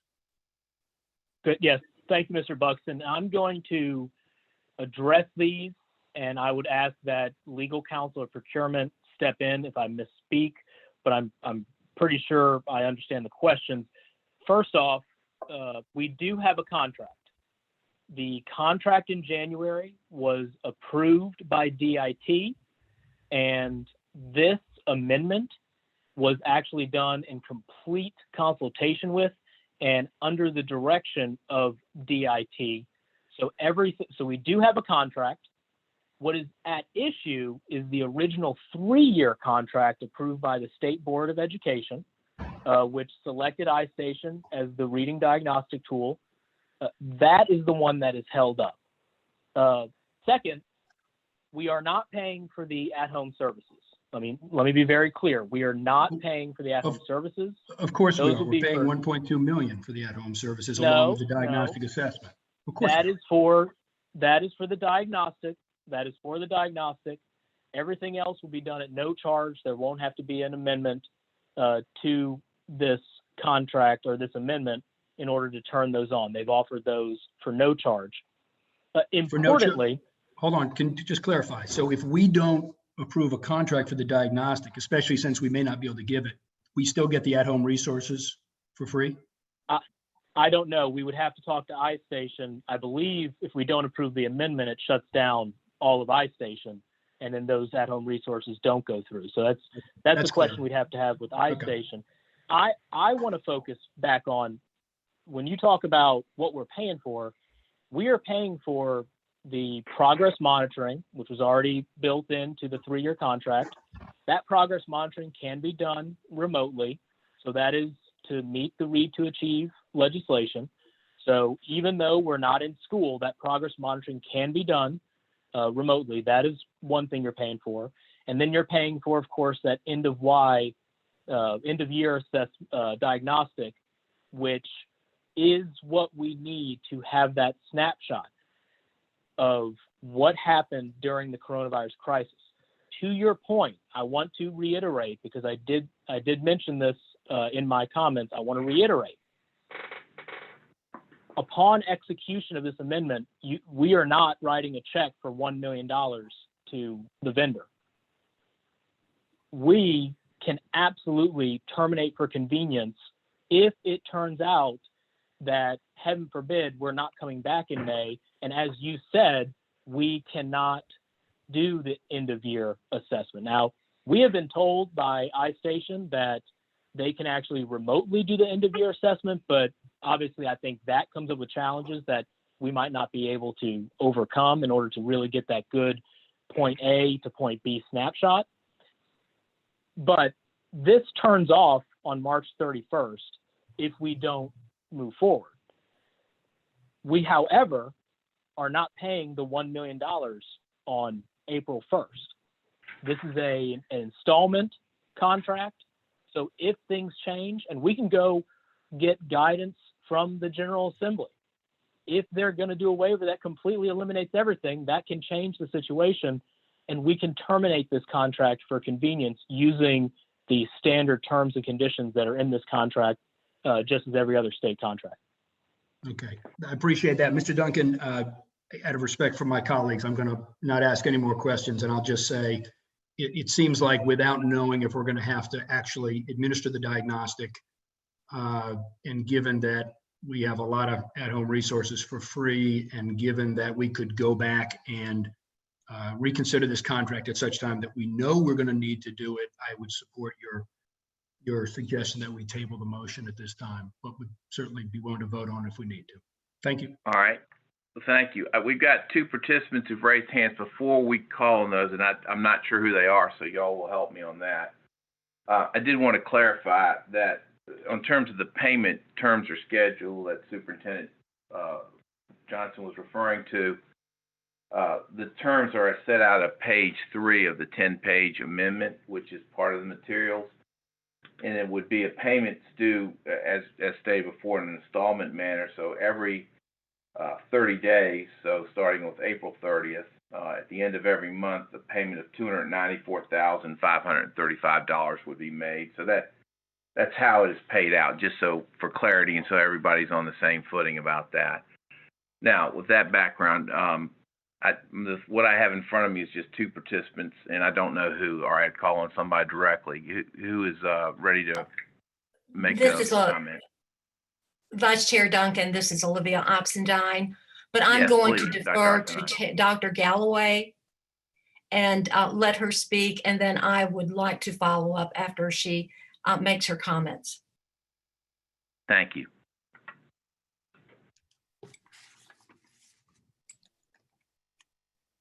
Thank you, Dr. Oxendine, and thank you, Chair Davis. Thank you, Vice Chair Duncan, Superintendent Johnson, board members, and all listeners online. I did want to clarify the one question that I heard that I know the answer for. The data that are gathered from the progress monitoring drive the curriculum. So whatever the students need based on the data is what the students would receive with the curriculum. So the assessment piece is necessary to be able to have the curriculum. So the answer to that one is yes, JB Buxton, Mr. Buxton, the data would drive the curriculum. Another question that I heard was about the free resources.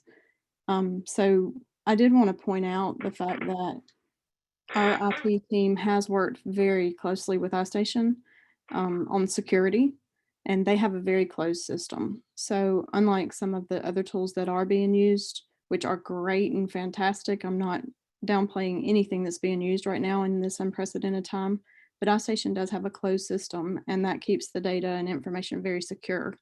The students log in through NC Ed Cloud, and we have been told by iStation multiple times that North Carolina does have one of the strictest protocols across the United States, and we are very proud of that.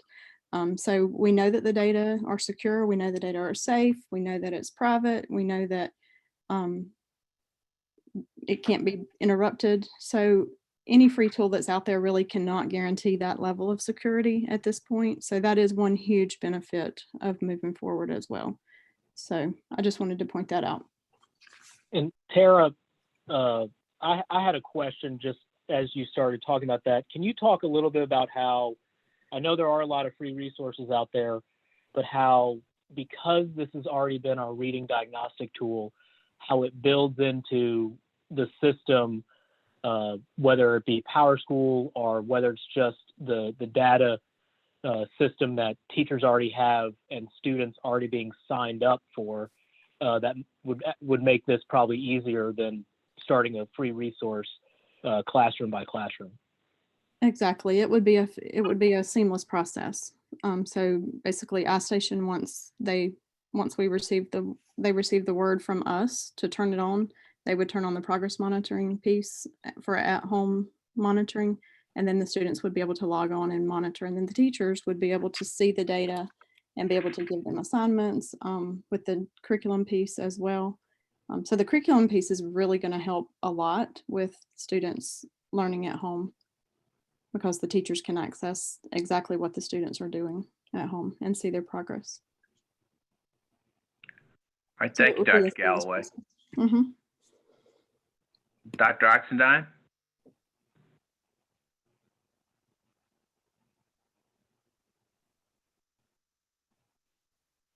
Dr. Oxendine? Can you hear me now? And now, yes, thank you. All right, but thanks to everyone for Dr.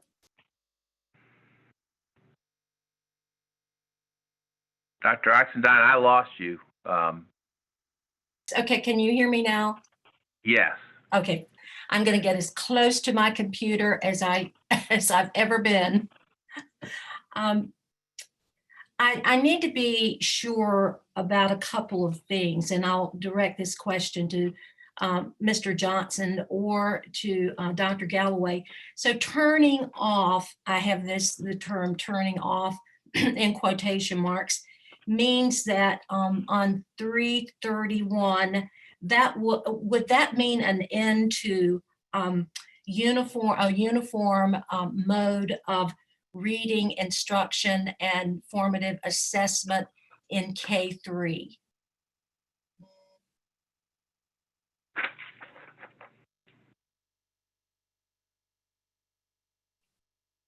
I think the answer is yes. Dr. Oxendine, this is Tara. Can you hear me? Yes. The answer to that is definitely yes. So as of March 31st, at the end of the day, everything would end with iStation. So we would lose the many hours of help that we have provided, training that we have provided. The students login would not work at that point in time.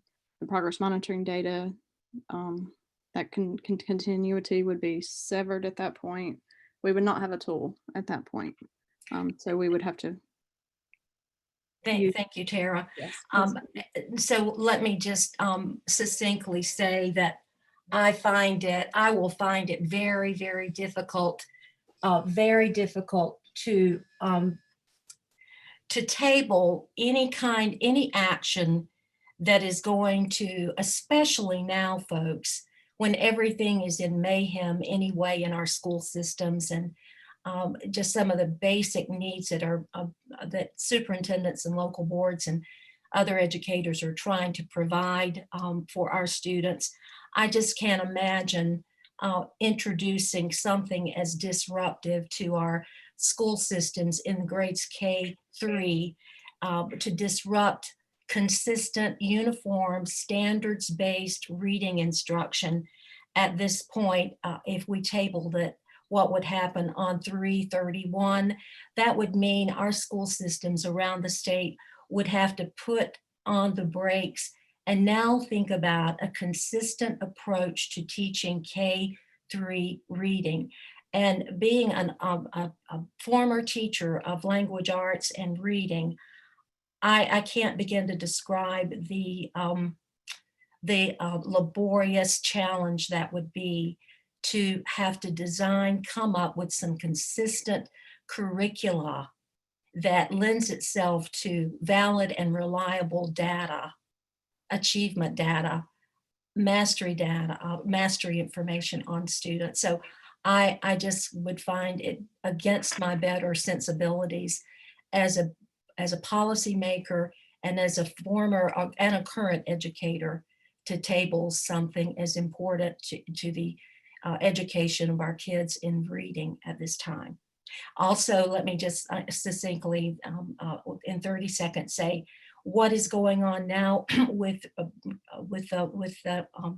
iStation and our teachers, and our parents and families and other stakeholders who are sitting beside students right now in living rooms, kitchens, and other places, helping them learn. They're being educated about iStation, and they're learning what happens in K-3 reading. And I don't think that we can put a price on the education this is providing to our families and other stakeholders about how NC educates kids in K-3. And I'll just leave it at that. Thank you, Mr. Duncan. Thank you, Dr. Oxendine. And just one last comment, tried to serve as a fact checker as we go through on a couple items, just for context. One thing that we've been able to learn through the work of Superintendent Johnson and his staff is there are, of the 450,000 K-3 students we've got, there are approximately 30,000 individual users. So between 6 and 7% of our students are using it as of the present time. So that I just say that so we all have the context of where we are, and of course the difficulties of the situation that we all face with and particularly our educators face with the way to best get instruction to their students. I don't see any other hands. No, I do now. Excuse me, Ms. Kamnitz. Yes, thank you. I'm a little bit confused and need some clarification here in terms of what we have been, the purposes of the iStation contract as we've been using it for the last 3 months. It's my understanding that this is a diagnostic tool, but it is not our means of offering reading instruction to students. Am I correct in that? It's not an instructional delivery tool. It's a diagnostic tool. Sounds like a question for Dr. Galloway. Yes, I can take that one. So basically what has happened during this time, the past 2 weeks or a week and a half, basically, it has almost turned into an instructional tool. So that's why we've seen the peak in the students who are using it. As of January, hardly any students were logging in using the tool, and it has risen to about 136,000 logins. So we have seen a huge increase, and we have a webinar ready to go out today, as a matter of fact, that can increase the knowledge for more people. So we were sending out information about how to log on at home. We were sending out information about Parent Portal at home, but really until it was necessary and needed, nobody really paid attention to the fact that they had that online tool to be able to use at home. But now that it's critical, everybody is reaching out. So just this week alone, iStation has served almost as a parent help tool to be with their tier 1 support. And so they have had like 235 parents call in just in the past few days for support of how to access this tool for their students. And they have literally walked them through every step along the way. And and the best part is they're willing to do that. They're willing to be that ongoing support for the parents, for the teachers, for the students, for whoever needs it. So that is a huge value. And so no, previously it was not. It was basically a formative assessment with the tools available to use at home, and some people were accessing them, but not widespread. So that knowledge at this point in time is critical for the parents and the students. And the fact that now iStation has offered us the free curriculum piece along with that is a huge benefit. Yeah, let me add some clarity to that, because this does get quite confusing as to what the contract's for, what all is offered. iStation contract, the contract with the state, you are correct, Ms. Canvas, that is only for the reading diagnostic tool. That means the progress monitoring that occurs, about once a month, and then the beginning of year, the middle year, the end of year. That's what the state contract is for, just those snapshots for the formative diagnostic assessments to get that data. And then that data is what's used to help teachers with where they want their instruction to go. Now that is the case in the normal school year when we don't have this situation where students are at home and they're remote. Now iStation, like other tools that are used out in the field, such as NWA's MAP assessment, such as Curriculum Associates, they have iReady. In addition to just the diagnostic, they also have curriculum. So when you think of personalized learning, this would be an additional piece of iStation where students do the progress monitoring, the bare minimum, that's what we've contracted for, but then every day they could access their account and do the curriculum every day. And so they would start at the level of where their progress monitoring says they are, and then they could advance at their pace through the curriculum with all that information going to the teacher in real time, so the teacher can then help them with one-on-one help after going through the lesson, and also guide where that curriculum goes.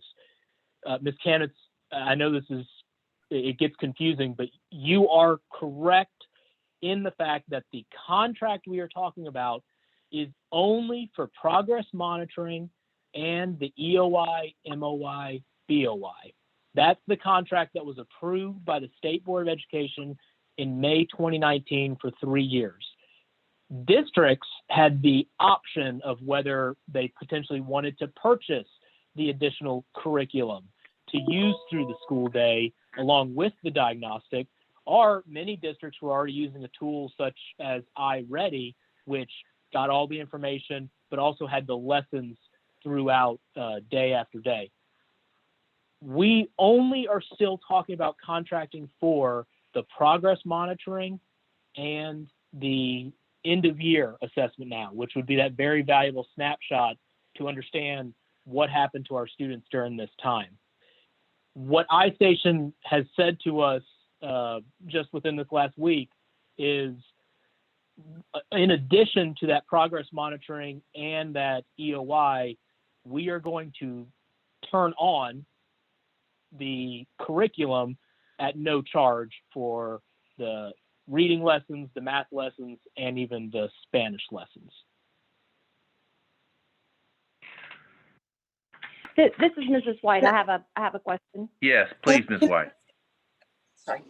Okay, thank you. I'd So, like I'm sorry, Jill, did you want to follow? I did. I'm sorry. I raised my hand, but I'm not quite sure how this is working. I just saw it. I'm sorry. So, I can come after Ms. no, White. you go ahead and follow up, and then we'll go to Ms. White right after Absolutely. that. Please, Yeah. Ms. Camnett. All right. So again, to make sure that I understand this, I think we have to be careful not to use, it seems to me we have to be careful not to use the instructional program that we've now been offered for free as a reason to move forward on the contract, which I understand does not include the instructional package. And then my question would also be, how do we have any idea if our LEAs want this instructional package if this is the best way for them to move forward over the next couple of months? We have no idea whether parents may be using it, but we don't have any idea of how much desire there is amongst our teachers to use this tool. Yes. So to your first question of, not using the free curriculum as the justification for the contract, I completely agree. That is an absolutely 100% reasonable opinion to have.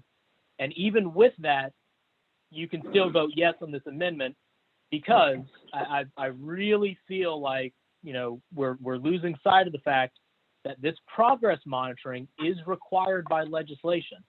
We are required by the Read to Achieve legislation to have one statewide uniform formative diagnostic assessment that allows teachers to do progress monitoring and then use that information to help guide their instruction.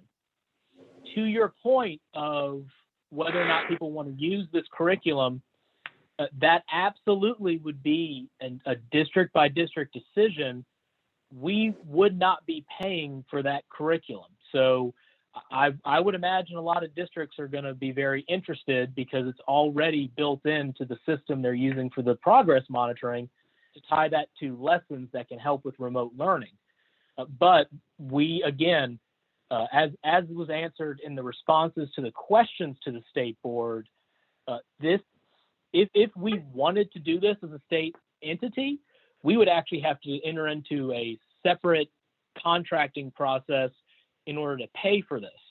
Because it is being offered at no charge and can just be turned on, then it is the option of teachers and districts to decide to use it or not. So at the end of the day, you are correct. Your decision is based, yes, I think it's a good thing that the curriculum is there. I have been using the at-home literacy activities with my daughter. I would absolutely take advantage of the Spanish lessons too, if those opened up. I think it's a good thing given the crisis we're going through, but you don't have to make this decision based on that. We should not let that cloud your judgment on. There is a law in place, and we did everything to comply with the law in May 2019, when this state board approved the 3-year, $8 million contract for iStation to be the reading diagnostic tool. And unfortunately, that is what was put on hold because of this contract dispute. However, we still had an obligation under the law to provide the progress monitoring. So at first, we got iStation to do this for free, hoping that this would be resolved quickly. This has not been resolved quickly.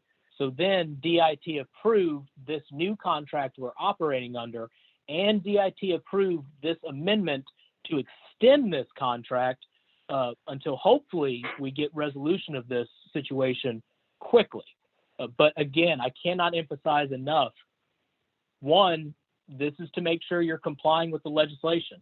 And if the legislation changes when the General Assembly comes back, we can terminate this contract and stop all payments. But more importantly, if we come back in May, we are very much going to want to be able to get that snapshot on comparing exactly where students were before they left school and schools were closed to exactly where they are right after they come back. And that would be invaluable information that we we would be in a very good place to help at least our kindergartners, first graders, second graders, and third graders with that information. And that is ultimately what this amendment is about.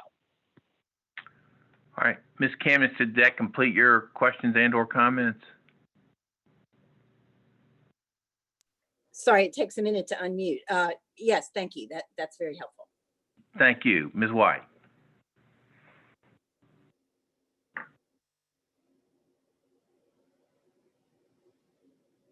Ms. Smith, am I up? Can hear you Okay, now. I think I'm here now. Can you hear me? Yes. Wonderful. Okay, so I understand the difference between the learning application and the diagnostic tool. My question is about the learning application side. Do we know if if iStation offers an app that can be downloaded onto iPhones? That's question number one. Question number two is, since the diagnostic tool is aligned to the North Carolina Standard Course of Study, are the instructional resources also aligned to the Standard Course of Study?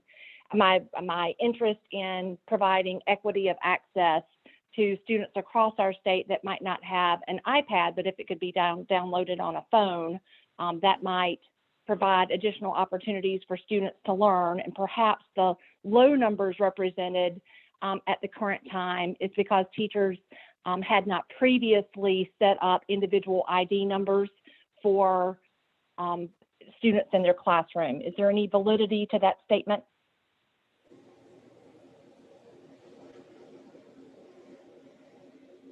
Ms. White, Dr. Galloway, would that be you? yeah, this is Tara. The first question was about iPhones. And so the curriculum, I know the assessment, I'm not sure about the curriculum, I would have to check, but I know the assessment does not work on iPhones. It can work on Android, but it's not recommended. So it will work on any other device. But it can work on Android phones, but it's so small that it would not be recommended. As far as the Standard Course of Study, I would need to check into the curriculum because we just received word about this like 2 days ago about the curriculum even being available. So I would need to check into that, but I do know that it is based on what the students need. And so, like, for example, if the student scored on their assessment that they had a deficit area in phonemic awareness, then the the curriculum would pick up right there and offer lessons for the student right there. So it's building those foundational skills that we've talked about that are so important for students. And then, of course, at the higher levels, it would build the comprehension level, build all of the foundational reading skills for the students. The last question, I think I didn't write it down. What was your last question again? Can you repeat that one more time? Yeah, I think we're okay. If I'm not sure I'm still unmuted, am I? No, you're good. Okay, thank you. It really was about equity of access, and if the low number of students participating right now in the using instructional resources was more tied to the fact that perhaps teachers had not built individual online learning IDs, the mechanism in which the system recognizes the student, that if teachers took the time to do so and then communicated access to this resource, then a higher volume of students might be participating. Does that make sense? Yeah, that is exactly true. So the day that we got out of school, I think it was last Monday, we sent out a reminder that teachers and parents and students could get on this tool and use it. And we received probably the most emails I've ever received in my life about how to log on. So we realized at that point that the communication we had sent out previously did not make it to the hands of the people who actually needed it. So the teachers do have to provide that information to the parents to be able to allow the students to log in. They log in with their student IDs. So for the parent portal, they have to have a login that the teacher provides them. So yes, there was a lack in communication, and right now iStation actually has a webinar ready to go out for the parents with specific directions about that. So we have addressed the concern, and we're ready to move forward and make sure that with those numbers increase and the students do have access. all students. And Tara, this is That's Mark. Let excellent me, news. Thank you. I want to ask two questions to you that I had after Ms. White's questions. One, obviously, equity and access for this digital divide is just something that has become very challenging for everyone. I commend the districts that I've seen around the state that are actually using their resources to buy ways to connect students and to get devices into students' hands. I know that work has been going on over the last week. Two things to confirm off those questions. One, like we're doing ourselves, getting money out to districts for these rural counties, there are printed materials that come with the iStation tool that go along with all this, I'm pretty sure. And two, if I remember correctly, there are schools that have used the additional curriculum piece as well in the normal school setting. So while we have to check on the curriculum being set to the NC standards, I believe you don't have to answer this part. I think that was part of the RFP, but I also believe that there are schools, and you can probably confirm this, that have used the curriculum in practice in school before. Yes, we have districts and schools that have used it and love it. All right, I've got two more hands up, and in the interest of time, I'm going to try to cut it off there if at all possible, just because we have gone quite a while on this issue. It's important, so I'm glad we have. The last two I have are Mr. Buxton and Dr. Oxendine. Mr. Buxton? Thank you, Mr. Chair.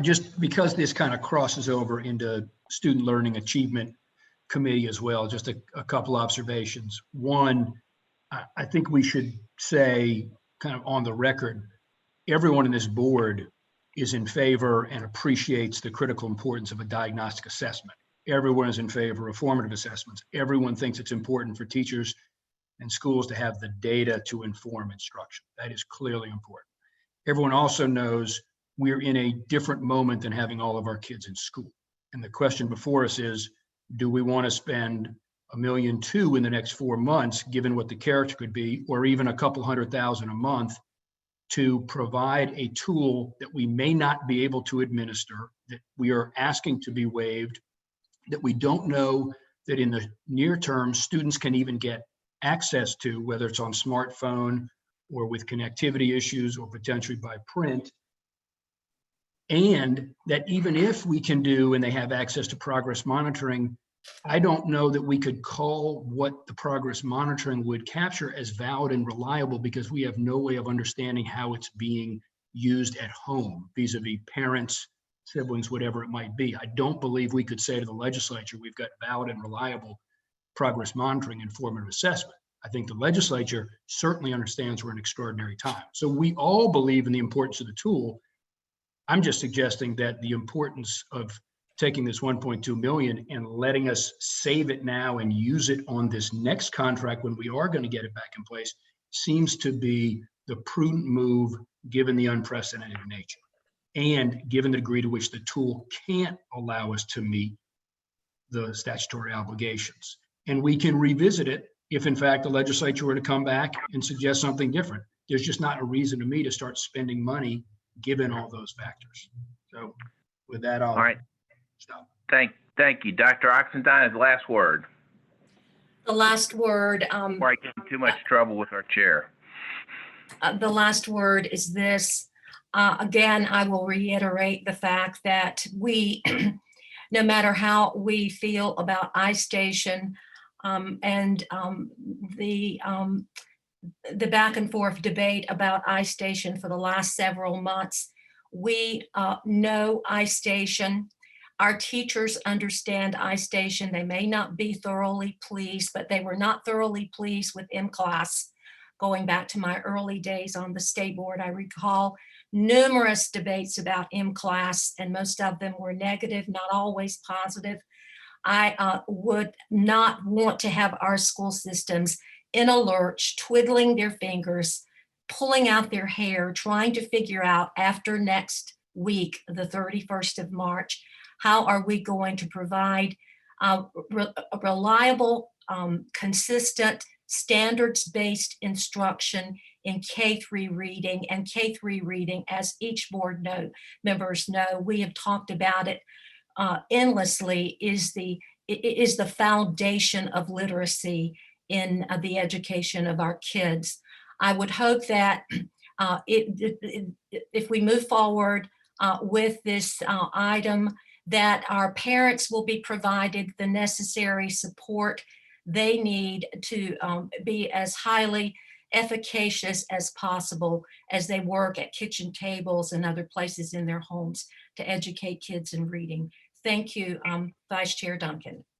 Thank you, Dr. Oxendine. Chair Davis, I look to you for No, guidance.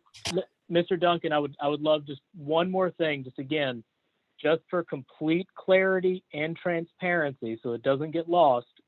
We've had a lot of great discussion. Thank you. For complete clarity, this is not, we either spend this money monthly on this or we can go spend it on something else. If we don't spend this money, it is just going to sit in Raleigh. All right, thank you. Chair Davis, I look to you for guidance. Do we go on to the next item, or if there's going to be a motion to table, do we entertain that now before we get to our action items vote at the end of the meeting, depending upon the outcome of any motion if made? Yes, Mr. Duncan, I think it's prudent for us to go ahead and consider, if that's your, that's where you're going, is to go ahead and consider the motion to table. And then if that, depending on that, we would then determine how to proceed when we get to voting on action items. Okay. Is there a motion to table? So moved. And Okay, I missed Mr. Duncan, let me conduct a vote, okay? Oh, excuse me, sure. That's not a problem. So I'll restate. Is there a motion to table BizOp 1? And I so move. This is Mrs. Kamnitz. Motion by Ms. Kamnitz. Is there a second?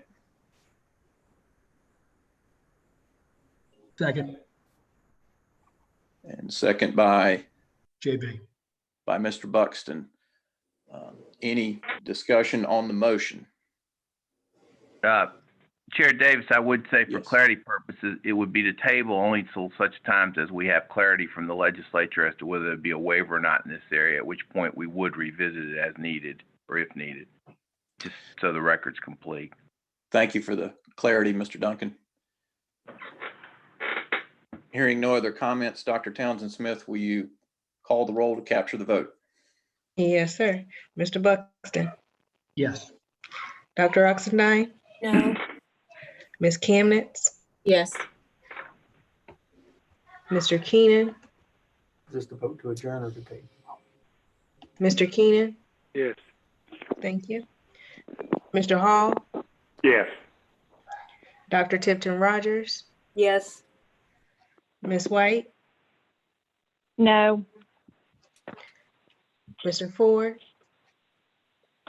Yes. Vice Chair Duncan, Yes. Chair Davis. Yes. It's approved. Okay, the motion carries. That concludes. So, Mr. Duncan, we're ready to move on to BizOp 2. Yes. Our next item is the $50 million allotment distribution, or ALOT 03.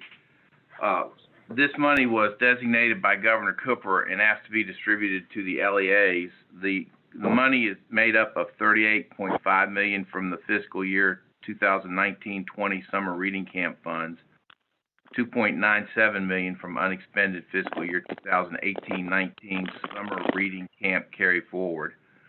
$5.48 million is coming from the statewide carry forward reserve.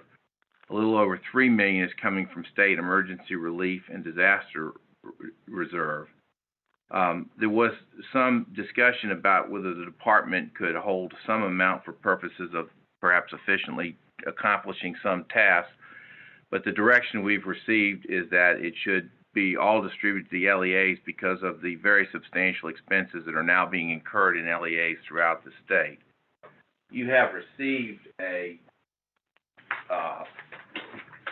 breakout sheet as to what the distributions would be per county, and three different models have been used. A model that would indicate 50% distribution by ADM and 50% by poverty as determined by Title I and other related matters. 50% ADM and 50% low wealth would be the second group, and the third would be a mix of 50% poverty and ADM and 50% low wealth in ADM. These vary some as between the three measures. Most often the department in the past has used a 50% ADM and 50% low wealth type approach to come up with a number. They're obviously, whichever way you go, there will be some differences as between each and every county and charter school. And I want to be careful for everybody to note that there are charter school distributions that are also included as part of this, and they're also outlined depending upon what approach is taken as part of the materials you received. So what we're seeking here is authority to move forward, and obviously authority to choose an approach. The committee approach would recommend the 50% ADM, 50% low wealth, which tries to take into account the fact that our districts are different, and we do need to have a component for the size of the district, but we also should take into account some component about the low wealth standing of the district and how that might affect a ranking in terms of how much money would be an appropriate allocation. Perfection, like many things, galore here, but we need to decide on a formula, and I think it is important that we get these funds out to the districts as soon as possible, as they're dealing with large numbers of unexpected expenses and costs, as we all know. So I open the floor for any comment or discussion, or that we would, unless hearing differently or there's a decision differently, we would propose that we move forward with this motion for distribution with the 50% ADM and 50% low wealth component or approach.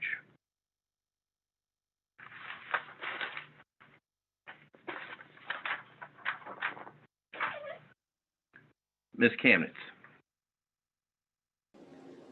Yes, thank you, Mr. Duncan. I just want to make sure I understand you correctly. Did I hear you say that there is not a great deal of difference if you ran the numbers in the three different approaches?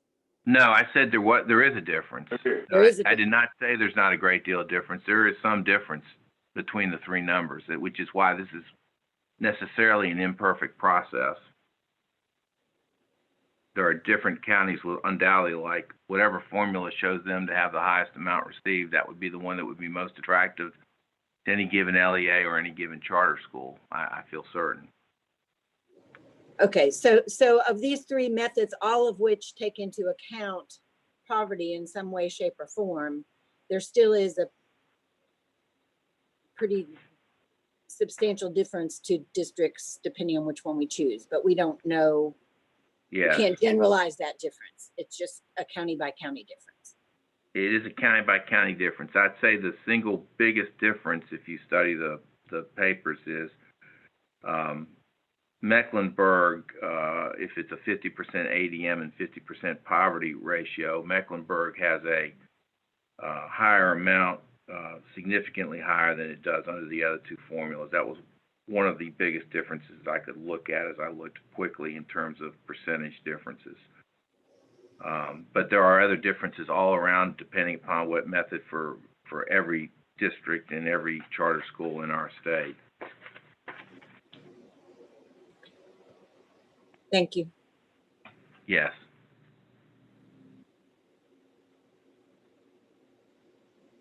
Other comments or thoughts?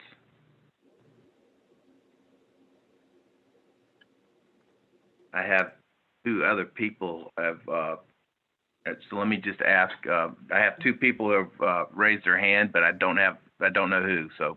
You have You are one Mr. of them. Matthew Bristol Smith, Mr. Duncan. Thank you. Mr. Bristow Smith, please. Hi, Mr. Duncan.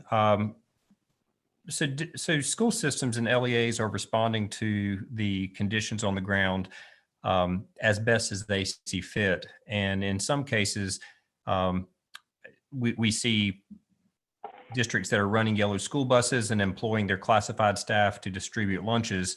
And in doing so are incurring higher costs than, for example, other districts that might not be running yellow school buses, but might be having pickup sites at schools.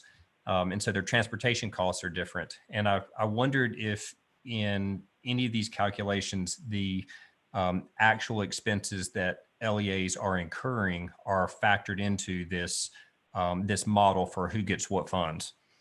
I don't think there's been enough time to get accurate enough data to factor that into a calculation at this point, Mr. Bristow Smith. So I'm not aware that that's been factored in based on any actual costs incurred to this point in the different districts. I should say, by way of context, we don't know exactly what the funding will look like out of the federal coronavirus stimulus, so-called stimulus package, I believe is the phrase that's been used. But we know that there are additional funds in there that are intended to be directed to assist systems in LEAs and charter schools with respect to the issues that they're dealing with. So again, we are very hopeful, of course, that this is not the last funding. We're very aware that the funding is needed in our LEAs, but to give that type of precise costing number that you're looking for, we're just not situated to do right now. Completely understand. Thank you. Certainly, thank you. And I think we have one more.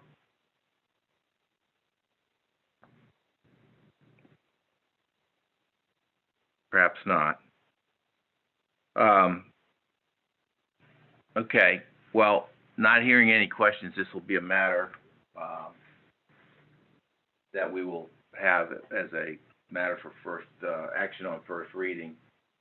Our last item from the VisOp committee is one that relates to our exceptional children's services. There is a December 1 to April 1 child count that's done, and as one can readily envision, that's going to be very difficult to do in the present context. So I think Dr. Sherry Thomas is with us to explain what the change requested would be for board approval in order to set out a methodology for getting to a division count as of April 1.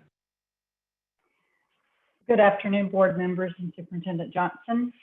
Thank you for making the time to review this request today.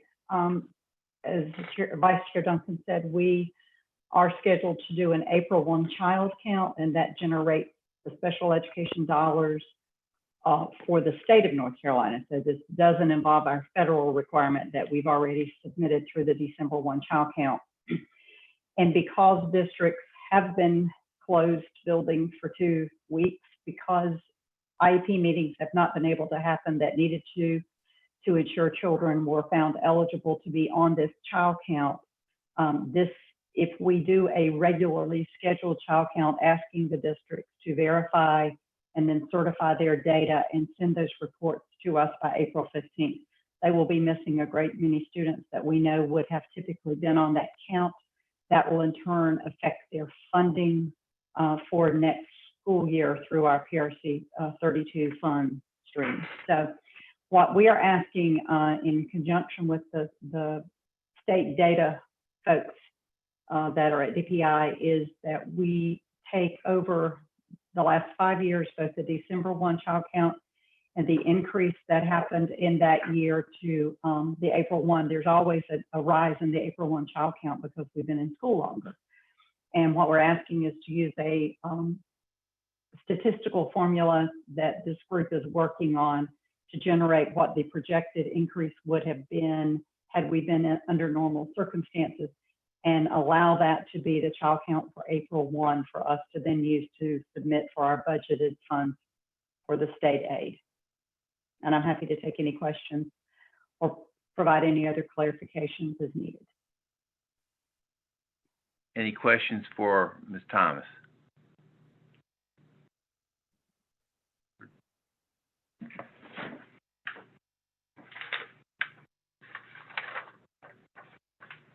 All right, not hearing any, we'll be asked to proceed with a vote on that in order to put in place an approach or a guideline that can be utilized in these circumstances, as we will continue to do in a number of areas. Thank you very much for that report and for all the important work that's going on with Exceptional Children's Services. And as I turn the floor back over, I would like to say thank you to the entire department for the tremendous amount of work that's being done and support that's being given to our schools. And all of us are most appreciative, and I say that with great thanks. Mr. Chair. Thank you, Mr. Duncan. That concludes our committee work. However, we do have one item of new business, which is an emergency addition to the North Carolina Public Schools Benefit and Employment Policy Manual. I'd encourage my colleagues to refresh their e-board site to get the latest information. This item addresses in part the continuous pay issue for our employees. And I'd like to call on our general counsel, Mr. Snyder, to present this item. Mr. Snyder. First, just a microphone check. Can you all hear me? Yes. Excellent. Good afternoon, board members. As the chair mentioned, you have a new document in your e-board. This is a proposed leave policy titled Contagious Disease Policy to Address 2020 COVID-19 Pandemic. This is a policy for public school employees, and its goal is to help flatten the curve as COVID-19 spreads. And it's proposed to protect the health and well-being of our public school employees.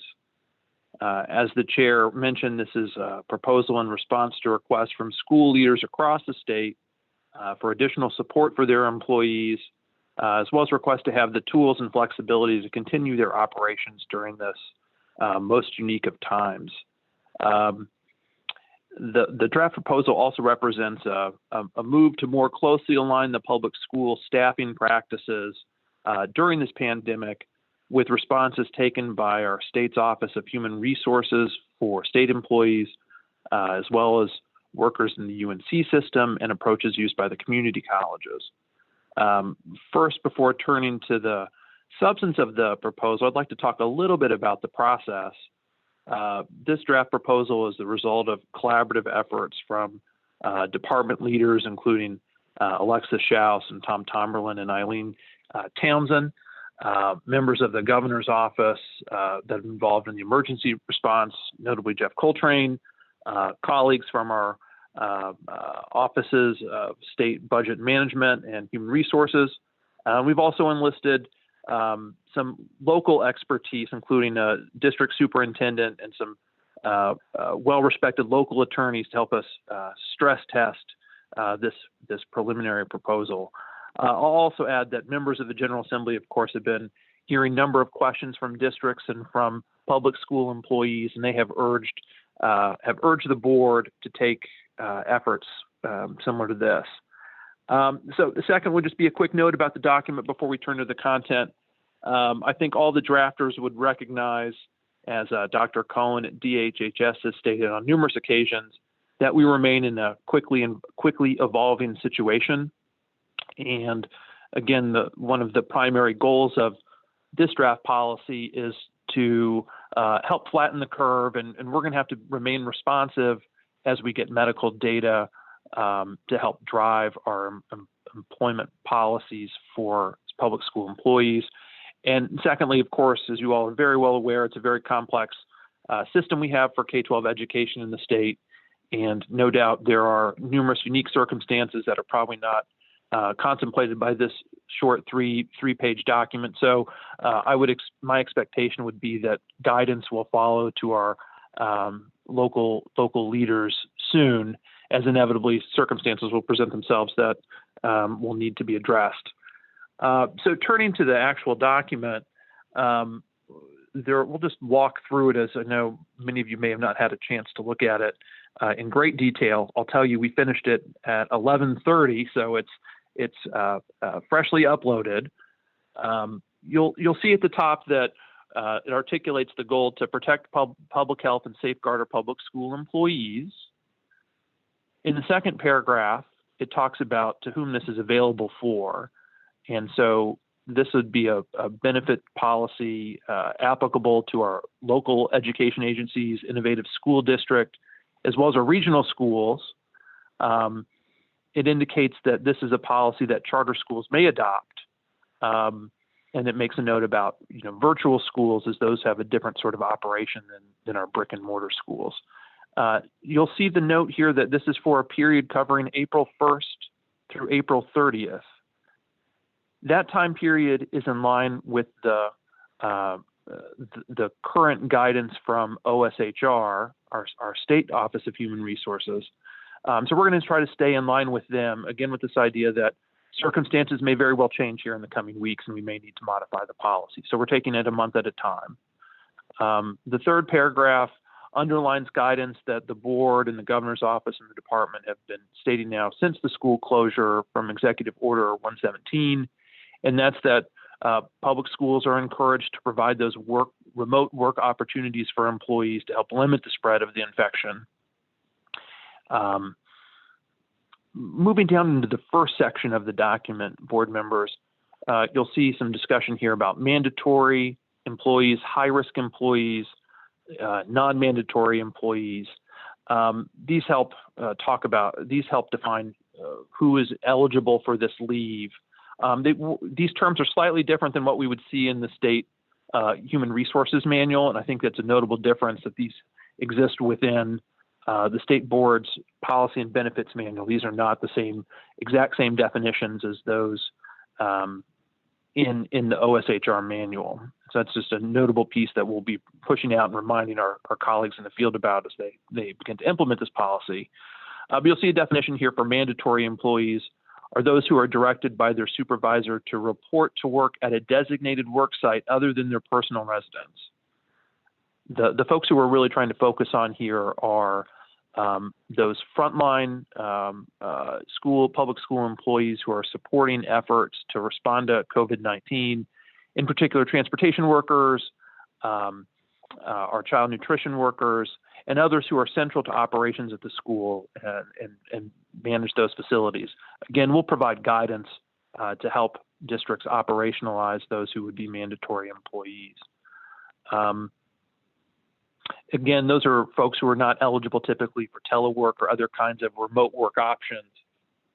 And again, we underline this importance of following CDC guidance. Now, high-risk employees are the ones that are of particular susceptibility to the virus, and you'll see those folks identified here. And non-mandatory employees is really just talking about their work site. Again, these are folks who are not typically required to report to work on site at a particular date and time. Now, to be clear, when we say mandatory and non-mandatory, that's not a judgment with respect to the importance or vitality of those folks' contributions to the cause, but rather just a way to operationalize where they're doing their work. So turning to the next page, you'll see in section B, the provisions that outline who can take this leave and take advantage of it. So first, in paragraph B1, you'll see that it's applicable to those who cannot work because they have childcare or elder care needs due to the facility closings because of COVID-19. It also applies to those who are perhaps underemployed as mandatory employees, where a telework option would not be available to them, to quickly paraphrase. There are provisions here where non-mandatory employees may take advantage of this emergency leave as well. In particular, if telework is not available for those employees. And in section 3, an understanding that for those who are part-time employees, they can take a prorated leave. And then in section 4, whether mandatory or non-mandatory, those employees who are sick due to symptoms that are consistent with COVID-19 or caring for a dependent who is manifesting such symptoms, or if their healthcare providers advise them to self-quarantine at this time, those are folks who can take advantage of this benefit, which, as you'll see at the top of section B, is 168 hours between April 1 and April 30th. As you turn the page and go into page 3, you'll see some additional information where the leave is not applicable in numbers 5, 6, and 7. I think of note, I will go ahead and flag here number 6, that at this time, this leave policy does not include additional compensation for mandatory employees, though I think all board members have received inquiries and suggestions from folks in the field and have a desire to make sure that we're incenting to the best we can those folks who are really serving on the front lines of this response. And as we get a better handle on what sort of stimulus dollars are available, we will be working with districts to make sure that we are supporting those very valuable employees in the best possible ways. You also see here, I think this is an important provision in paragraph C that allows for state emergency leave to be retroactive during the school closure period for those who in fact requested leave during that time. Importantly, this is not a kind of leave in this policy that accrues. This really is to address emerging circumstances.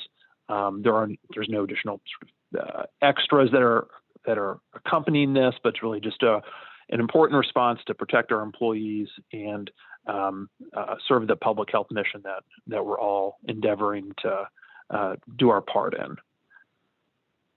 So after that somewhat long recitation, let me pause and see if there's questions. And I will tell you, I am on the phone as opposed to working this through Zoom. So I may need some help with an MC to help with any questions, please. Thank you, Mr. Snyder. If you have questions, if you could let us know, and I'll ask Dr. Townsend Smith to call on those since she has best visibility. Any questions on this policy?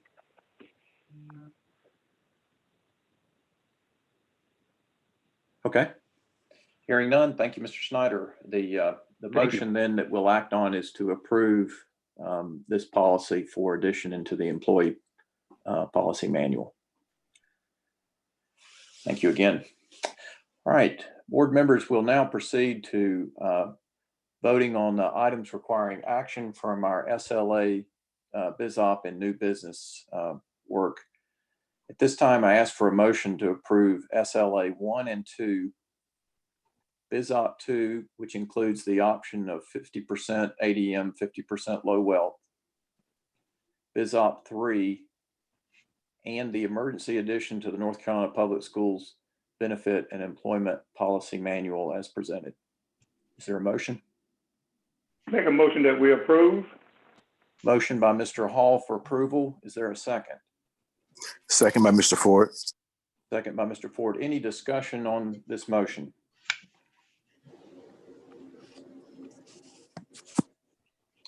Hearing none, Dr. Townsend Smith, will you call the roll to capture the vote? Yes, sir. Mr. Buxton, Yes. Dr. Oxendine, Yes. Ms. Chemnitz, Yes. Mr. Keenan,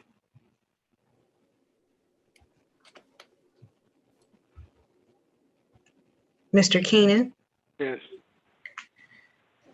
Mr. Hall, Yes. Dr. Tipton Rogers, Yes. Mr. Ford, Yes. Vice Chair Duncan, He just texted, this is JB, he just texted, he got kicked off the line. He's trying to get back on. okay. I don't know that I can record his vote, but he has sent it in. Yeah, let's pause for just a moment to give Mr. Duncan a chance to get back on. Yes, sir.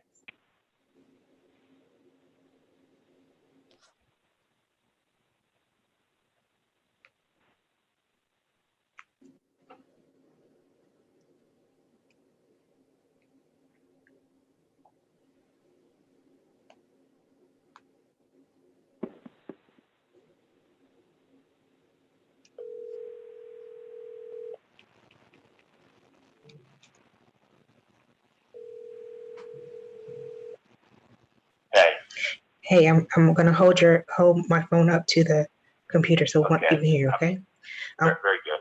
I'm calling for the vote on SLA 1 and 2. Yeah, I Okay. can hear it. I just can't talk. Okay, thank you. Vice Chair Duncan, Yes. Chair Davis, Yes. It's unanimous. Okay, the motion carries.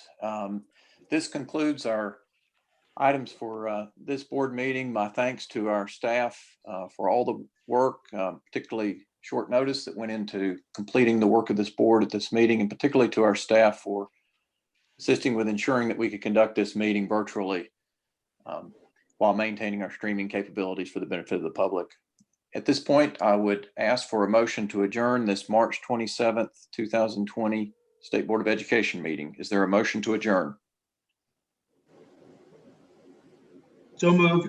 Jay Biggs. Motion by Mr. Buxton. Is there a second? Second by Donna Tipton Rogers. Second by Dr. Tipton Rogers. Dr. Townsend Smith? Yes, sir. Mr. Buxton, Yes. Dr. Oxendine, Yes. Yes. Ms. Chemnitz, Yes. Mr. Keenan, Yes. Mr. Hall, Yes. Dr. Tipton Rogers, Yes. Mr. Ford, Yes. Vice Chair Duncan, Yes. Chair Davis. Yes. It's unanimous. Motion carries. We are adjourned. Have a good day. Thank you. Thank you, everyone. Thank you.